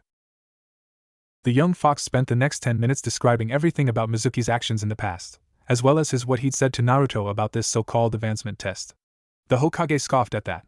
There were elite Chunin and elite Jonin, but no such thing as an elite Genin. Naruto-kun, if Mizuki has been causing you so much trouble, why have you not reported him before now? Hiruzen asked. Well, if I came running to you every time so random idiot was mean to me, I'd never leave your office. Don't forget that aside from the Ikarakus, none of the civilians like me. I figured I should learn to solve my own problems. But this time, he is endangering not just me, but the village, so I had to tell you. Naruto replied. Hiruzen gave a sad smile. The little fox really did carry too much on his shoulders. Very well, I can respect that. But what to do about Mizuki? He cannot be allowed to get away with this scheme. Naruto, since you were the main victim of his actions, how would you like to play an instrumental role in his capture? I'll pay the wage of an A-rank mission and add an A rank to your record. Naruto gained a mischievous smirk. Well, an A rank on my record would be nice, but I don't really need money. I still have 2/3 of my S rank pay from the Hyuga affair when I was 3. Hiruzen sighed. He knew where this was going. Okay, Naruto, what would you like instead of the money? 5 jutsu from that scroll I'm supposed to steal, and the option to pick my teammates, Naruto stated. I'll give you 1 jutsu from the scroll, teach you another jutsu myself, and let you pick a single member of your team with the other picked by myself. The Hokage haggled. 3 scroll jutsu, 1 of your jutsu and both teammates, and you pick the sensei, Naruto retorted. 2 scroll jutsu, 1 of my jutsu and 1 teammate. Final offer, the Hokage said. Naruto may have been good, but Hiruzen had over 40 years of politics under his belt. He knew the art of the haggle. Okay, deal. For my teammate, I'm going to pick Sasuke, Naruto said, wearing a contented smile. Hiruzen nodded and made a note of it. Why Sasuke-kun and not Hinata-chan? He asked. Well, I'm top shinobi and Hinata-chan is top kunoichi. Those always get put together anyway, so I was just making sure that Sasuke would be with us. Now which jutsu am I going to get? Naruto asked. Clever. Now for jutsu, I am giving you the ninja art, Shuriken Shadow Clone Jutsu from my own jutsu library, and from the scroll, I'm going to give you a skill I think will suit you, Shadow Clone Jutsu. At the moment, you can't make normal clones due to your extreme chakra levels and you lack the training to perform elemental clone jutsus. This only leaves the familiar clones, of which you can only make 8. Shadow clones will be the best for you since not only will they speed up your learning, but you could make thousands with your chakra levels and they are all physical. Hiruzen explained. Alright. Those sound awesome. But what about the second jutsu from the scroll? Naruto asked. Hiruzen smiled. That is a special one. It is one of the rare light style, or yang style jutsu. Yang style, 9 pillars of heaven. It is a jutsu that requires monstrous levels of chakra that none since the first Hokage have been able to use. It works by using incredible amounts of chakra and forming it into 9 beams of light, which were used to permanently destroy the 8 inner gates and prime tenketsu. This jutsu was originally used by the first Hokage to permanently destroy the jutsu and chakra abilities of whomever it was cast upon. Well, why would you want to teach something like that to me? Naruto asked incredulously. Well, for one, you are the only one in the village that could learn it. But there is a more serious reason, or reasons, as the case may be. Firstly, we've been having a problem of criminals escaping in recent years, due to our prisons being understaffed since the Uchiha massacre. Normally, we seal the chakra of prisoners to prevent them using jutsu to escape, but for some reason, more and more people are finding a way to undo the seals.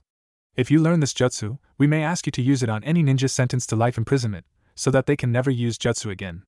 Hiruzen explained. The young-tailed beast scowled. I don't think I like the idea of being used as some kind of punishment, he said bitterly. I am aware.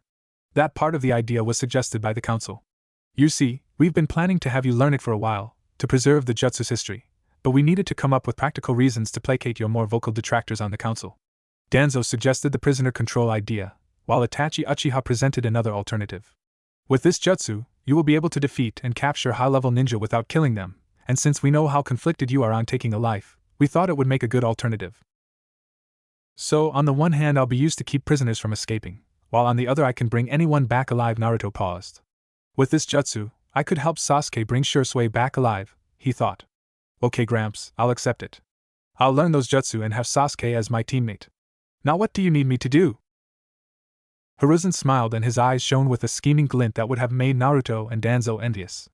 The plan was simple. Naruto would spend the afternoon learning the Shadow Clone Jutsu, and then he'd take a fake copy of the Scroll of Sealing and head to the rendezvous point. Itachi and a small collection of former ANBU which had joined the Uchiha in reforming the military police force would follow him, and when Mizuki makes himself known and reveals his intentions, they will swoop in and arrest him. The old Hokage warned Naruto that he'd be telling the other ninja about the scroll being stolen, so that they would make a believable amount of fuss, just in case Mizuki suspected something. With the plan set, the old Hokage created a shadow clone of his own and had it go with Naruto to his parents' sanctuary to learn the first of his new jutsu in secret. It only took Naruto an hour to learn to create shadow clones since it was actually a fairly simple technique. It was only used so rarely and labeled a forbidden jutsu due to the insane chakra requirements that could kill the user. At roughly 10 p.m., the Hokage's shadow clone disappeared and Naruto met Itachi on top of the Hokage monument. Itachi and his 5 fellow police ninja were all dressed in ANBU uniform, with Itachi himself wearing a weasel mask. Okay Naruto, are you prepared to begin? Hokage-sama won't report the scroll's theft until we are out of the village, Itachi explained. Yeah, I'm ready. I'll be running in fox form to make it look more realistic to Mizuki. Will your friends be able to keep up? Naruto asked. He wasn't being cocky here. Naruto could easily outrun most Jonin and ANB when in fox form, which is how he got away with so many pranks. Of all the ANBU that helped me reform the military police, these 5 are the fastest. They should be able to keep up if you keep it at a reasonable pace. Itachi smiled before retrieving a pair of scrolls from inside a seal. Here, the big one is the fake scroll of sealing. It contains a trap seal that will tie up whoever activates it, so try to get Mizuki to inspect it to make his capture easier. The smaller scroll is the one containing the Yang-style jutsu. No one in the village knows it, so you'll need to practice it on your own. Naruto nodded and pocketed his jutsu scroll, while putting the fake scroll of sealing on his back. He then transformed into his fox form, with the scroll still prominently seen on his back. Normally his clothes vanished in this form, but he could maintain them if he desired. Okay, let's go. The fox boy grinned, before leaping off the monument and charging for the rendezvous point at breakneck speed. It would normally take 2 hours to reach the checkpoint house by foot, but with Naruto's speed, they made it there in half an hour. The ANBU hid themselves and Naruto approached the house, where he could sense a familiar chakra. Mizuki-sensei, I got the scroll! Naruto yelled. Mizuki appeared from inside the simple log cabin that made up the checkpoint. He was fully armed and equipped, with 2 giant shuriken on his back. Well done Naruto, now bring it here and I'll make sure it's the real thing. Just in case you decided to make a fake for the test. I've got no problem with that sensei. Naruto smiled, using one of his tails to hand over the fake scroll. Mizuki grinned widely and took it, before greedily ripping it open. As soon as the scroll was unraveled, a large seal formula appeared and began to glow before doing nothing. Naruto and the hidden ANBU all face-bombed. It looked like whoever did the seal was out of practice. What? What the hell is this? Mizuki growled, throwing the scroll to the ground. He knew enough about Fuinjutsu to be able to identify a trap seal. So, you thought you could lure me out and here then capture and kill me? Not gonna happen, you little demon! He roared, pulling the 2 shuriken from their place on his back. Actually I didn't make that seal. Naruto replied with a deadpan expression. Someone working for the Hokage did it. I should never trust seals that I didn't make myself. Oh well. Weasel, a little help?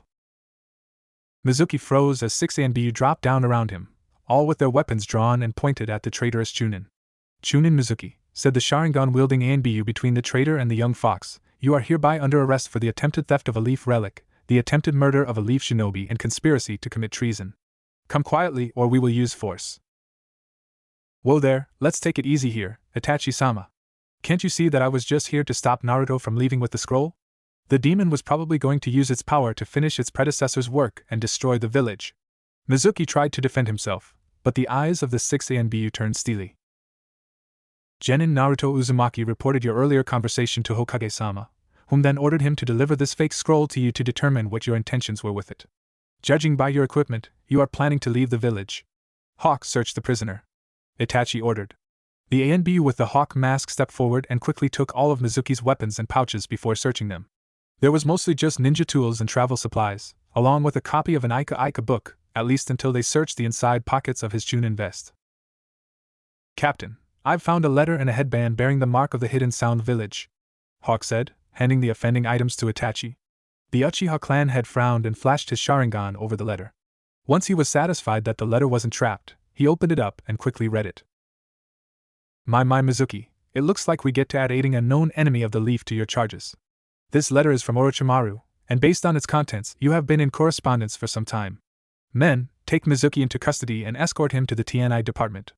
They'll soon find out why he did it. Itachi frowned. After what happened with Shirosue, the new Uchiha clan head could not tolerate traitors of any kind. You want to know why I did it? The answer is right behind you. That flea-bitten demon walks the same streets as those it tried to destroy. It eats our food and breathes our air and pollutes this village with its presence. Don't you see he's already infected the Hokage and the council? I wasn't about to stay and let him infect me too, Mizuki ranted. He was quickly silenced by a backhand from Itachi's iron fist. Naruto has proven to be a more honest ninja than you in every respect. He has done nothing to hurt this village and has even gone out of his way to help the victims of the Nine Tails attack, even though he wasn't actually the one responsible. The next time you run your mouth about one of my comrades, you won't see the inside of a court. I'll kill you myself. Itachi growled, his Sharingan warping to the Mangekyo as he spoke. The traitor shuddered and fainted at the words of the usually soft-spoken man. One of the ANBU just slung him over his shoulder as they prepared to leave. Good work, everyone. Naruto-kun, I will report everything to the Hokage, so you should go home, Itachi said, returning to his more gentle persona. Naruto nodded, thanks Itachi and Ai-san. I knew Mizuki didn't like me, but I'm kinda surprised how much he hated me. Pay him no mind. Traitors will say anything and their words mean nothing. I personally owe you for helping Sasuke when he was at a dark point in life, so I know that you are a good person. Now run home. I'm sure Hinata-chan is waiting for you. The fox boy and the older Uchiha shared a smile before Naruto scampered off home. Just as Itachi had said, Hinata was indeed waiting for him, along with her parents. The blonde explained what had happened with the mission, which hadn't surprised Hayashi, but Hinata and Hikari both hugged him. Finally, after a quick dinner, Naruto bathed and went to bed, exhausted after a long day. The next day, Naruto went with Hayashi to the council meeting, where he was praised for his work in helping capture the traitor, along with being the top shinobi of the year. Some of his more vocal detractors tried to accuse him of cheating, but Iruka had been called to give his own commentary on the graduation exam, and he confirmed that Naruto had been completely honest in all his tests, even when Mizuki tried to sabotage him. Iruka even went as far as to apologize to Naruto for not suspecting Mizuki of foul play sooner, but the blonde just waved it off. Iruka and Mizuki had been childhood friends. Of course Iruka would be a bit ignorant to his friend's worst qualities. Still, Iruka later took Naruto to ramen after the meeting, and Hiruzen told Naruto to report to the Sarutobi compound after lunch to begin learning the Shuriken Shadow Clone Jutsu. He did just that, and while this was harder than the normal shadow clones, he had it mastered by noon the next day, giving him half a day to hang out with his friends and fellow genin. Sasuke was impressed that Naruto had gained new jutsu, and all of them, even Sai and Sakura, were very curious about the enigmatic young style. Finally, the weekend passed and the 13 passing genin reported to their old classroom for the last time, to be placed in their teams. Iruka smiled a melancholic smile as he saw his former students. All right everybody, it's been a long 5 years, but you are all now officially genin. All that remains is for you to be assigned to teams and given senseis to teach you. Now, there are 2 things to mention here. First is that since we have 1 extra student, 1 team will have 4 genin instead of 3. The other is the specialization program. What is the specialization program? Kiba asked. Well, since last year, we have not only been assigning genin to teams, but also to one of the various ninja organizations dealing in specialty functions, such as medical and tracking. Before last year, the village allowed Chunin to decide which group they wanted to join, but that left us with a surplus in some areas and a shortage in others, so we've begun sending genin to receive training early. You'll be spending every Tuesday and Thursday afternoon, as well as Saturday morning, training with your assigned specialty. Iruka explained. Hey, how come we don't get to pick our own? Asked Ami, the purple-haired girl from the small ninja family. Partly to ensure the correct balance of numbers for the various departments, and partly to make sure you receive training in areas you have a knack for. Now, Teams 1 through 5, along with Team 9, are still in circulation from last year, and Team 7 has special circumstances, so we'll be leaving that one to last. Naruto frowned. He knew that if it had special circumstances, it must involve him. Okay, Team 6 will be Ami Kurosaki, Fuki Yamamoto, and Kota Hirano. Ami, you are assigned to the Torture and Investigations Department. Fuki, you are assigned to the Patrol Corps. Kota, you are assigned to the Tracker Corps. Your assigned sensei is Dodo Akimichi. The three non-clan children looked at each other but didn't make a fuss. They didn't seem too worried about their assigned departments and liked each other well enough, so there was no trouble. Leaving Team 7 to last, I'll move on to Team 8. Iruka hesitated a moment. He knew Naruto wouldn't like this. Team 8 will be Kiba Inuzuka, Shino Aburame, and Hinata Hyuga. Kiba, you are assigned to the Tracker Corps. Shino, you are assigned to the ANBU Hunter Division. Hinata, you are assigned to the Sensor Corps. Your sensei is Kurinai Yuhi. Shino and Kiba didn't mind their team, but they were a little worried about Hinata, since she had her heart set on being with Naruto. Hinata was disappointed, but didn't let it show, and Naruto had an eerily calm expression on his face, though everyone who knew him could tell he was planning something nasty for whoever caused this. Once Iruka was confident that Naruto wouldn't explode, he moved on. Okay, since Team 9 is still in circulation, I'll move on to Team 10. Team 10 will be Ino Yamanaka, Shikamaru Nara, and Choji Akimichi. Ino, you are assigned to the Torture and Interrogations Department. Shikamaru, you are assigned to the Strategy and Intelligence Department. Choji, you are assigned to the Barrier Corps. Your sensei will be Asuma Sarutobi.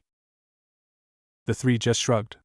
Their team was set in stone from the beginning. They were always going to be the next Ino Shikacho formation, and not only that, but all three had been assigned to the same division as their fathers. Looked like the apple didn't fall far from the tree. The only thing that interested Shikamaru was that Asuma would be his Jonin sensei. They'd already formed a good relationship thanks to Asuma being Shikamaru's weapons tutor. But only 4 people were left to form Team 7, and everyone was waiting for the inevitable explosion from their resident blonde knucklehead. Still, Naruto maintained a stiff calmness, which really made him look like a Hyuga. Lastly, we'll move on to Team 7. Since they are the last team, they will be the 4 Genin team, and will also have a second Jonin instructor to help keep up with them. Team 7 will be Naruto Uzumaki, Sakura Haruno, Sasuke Uchiha, and Sai. Naruto, you are assigned to the SEAL Master's office. Sakura, you are assigned to the Medical Corps. Sasuke, you are assigned to the Reformed Military Police. Sai, you are assigned to the ANBU Hunter Division. Your senseis will be Kakashi Hatake and Yamato. Iruka finished.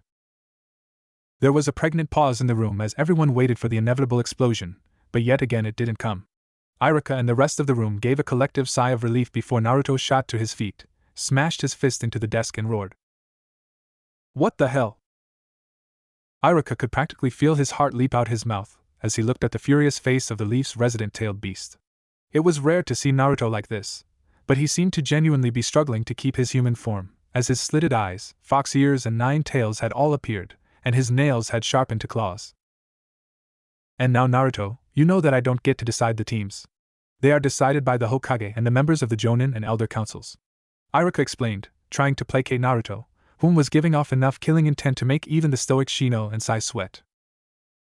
Without another word, Naruto turned full fox form and dashed out of the room at a speed that left him as nothing more than a gold blur. The genin in the room finally dared to breathe again, with Sasuke adding a sigh. Well, it looks like we won't be seeing him for a while. Sakura scowled. But Sasuke-kun, don't we need to meet our senseis? They'll be angry if that idiot isn't here. Pfft, Naruto could be 3 hours late, and he'd still get here before Kakashi. Word of advice if you want to survive on this team, Sakura.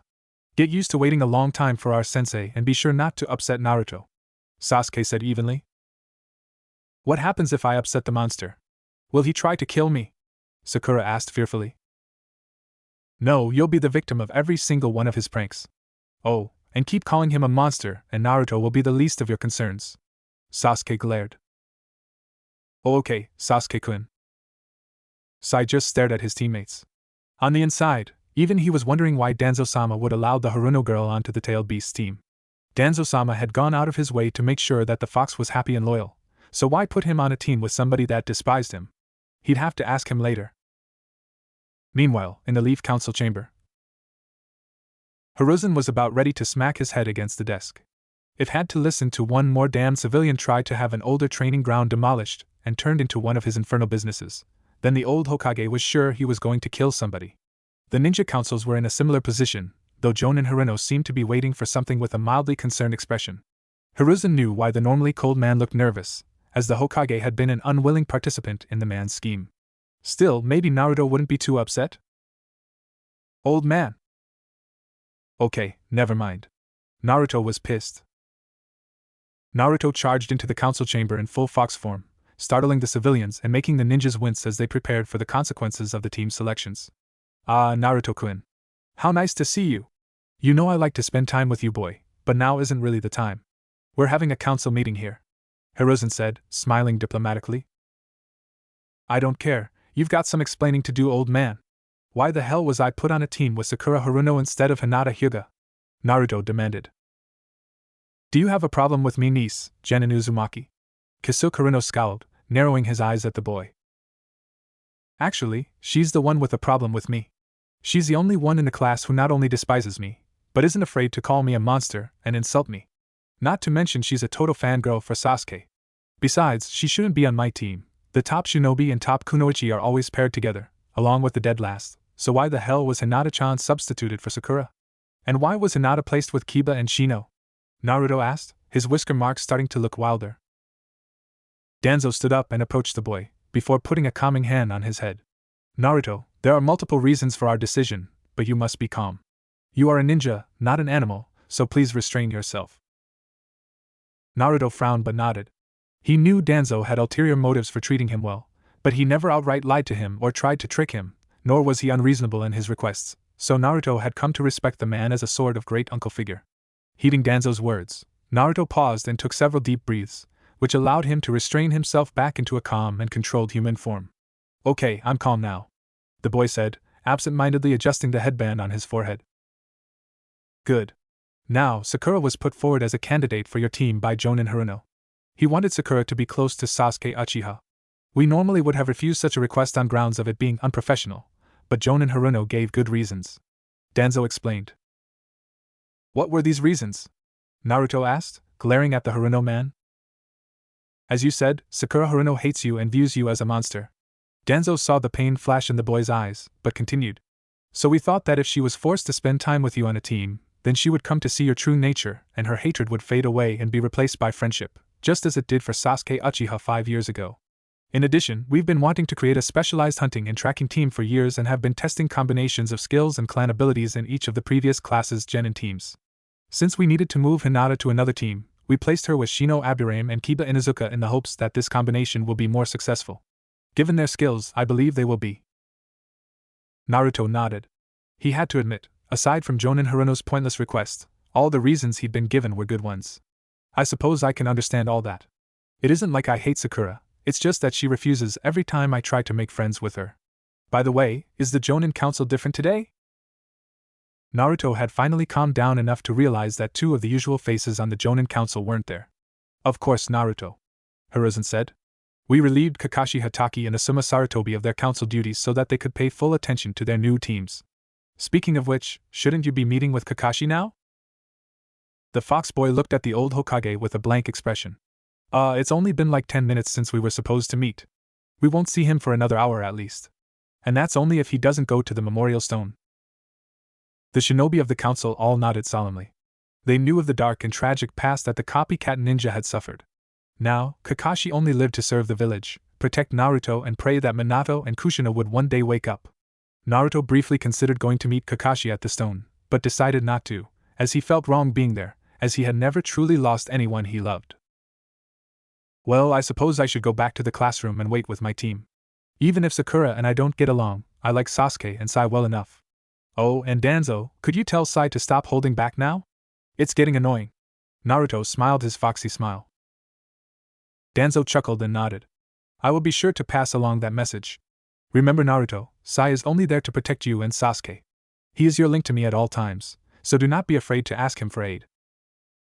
Naruto nodded and bowed to the Ninja Council before running off, leaving the Leaf Council to get back to the much more boring business of dealing with civilian affairs. Since it was almost noon and Kakashi was still not likely to be there for a while, Naruto stopped by Ikaraku's and ordered some takeout ramen for the team before hightailing it back to the classroom. When the boy entered, he found Sasuke and Sai playing shogi while Sakura watched. Hey guys, I'm back. Naruto announced, coming in with 4 steaming bowls of ramen. And I bought lunch? Oh, so you resolved your issue from earlier? Sai asked in a monotone. Yep. Your boss, Danzo, told me all about it. Also, he said you can stop holding back now. Sai's eyebrow twitched and looked to Sasuke and Sakura. The pinkette looked confused, but Sasuke didn't. So, you both knew already? Yep. Well, it was more of a hunch. I made a gamble when I talked to Danzo and he confirmed it. Now, I wasn't sure what kind of ramen you and Sakura like, so I went for the miso ramen. Here you go. Naruto smiled, handing the bowls to his teammates. And Sasuke, I got the tomato ramen for you. Sasuke smirked and happily accepted the ramen. He would never admit it to the fox boy, but Tuchi's tomato ramen, made especially for Sasuke, was possibly his favorite food. Thanks, Foxy. Sasuke and Sai tucked into their food while Sakura looked at her suspiciously. This isn't poisoned or got some kind of laxative in it, does it? Naruto gasped, backed away from Sakura with a look of mortification.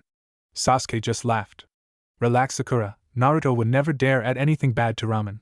He claims it's like defiling a sacred temple or something like that. Oh, well, Sakura was struggling to find something to say. I appreciate the thought, but I'm on a diet, so. Sasuke rolled his eyes as Sai and Naruto looked at her blankly. Sakura, you are already dangerously underweight for a kunoichi. Diets are for civilians that are overly concerned with their looks. Real kunoichi eat as much as they can and work off the excess. You are a real kunoichi, right? The Uchiha asked.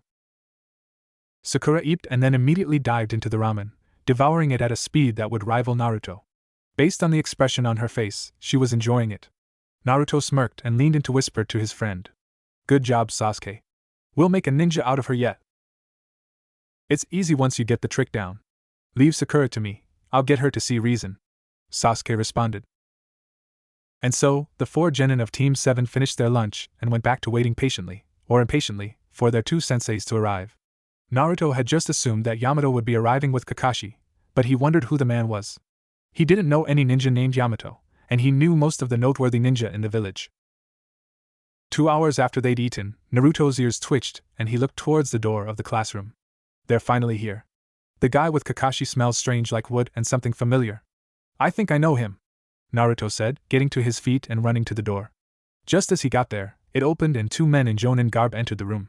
Once was the familiar masked man with silver hair, Kakashi Hatake, while the other was a man with strange eyes and a headband that stretched down to cover his cheeks. I knew I recognized that smell, it's Tenzo. Naruto grinned as he leapt to hug his former ANBU bodyguard. Tenzo, now dubbed Yamato, grinned and ruffled the boy's hair. Hello, Naruto. I apologize for not being around as much, but the Hokage has had me on mission after mission for the last few months. I've been clearing the forests of threats in preparation for the Chunin exams being held here this year, he explained. The rest of Team 7 approached their hyperactive teammate and their new senseis. Sai nodded at his teachers, and secretly, his senpais within the ANBU, while Sasuke waved at Kakashi. Hey Kakashi. Who's your partner? Naruto seems to know him. Sasuke asked. Yo Sasuke. This is Yamato. That's only a codename though, and Naruto knows him by his previous one, Tenzo. He was once of Naruto's ANBU guards until last year when he was no longer needed. Kakashi explained. Sakura looked at the strange jonin whom was still chatting quietly to Naruto. Why would that monster need ANBU to guard him? Can't he just eat anyone who bugs him? He hasn't eaten you yet, has he? Sai commented, making Sakura go pale and hide behind Sasuke.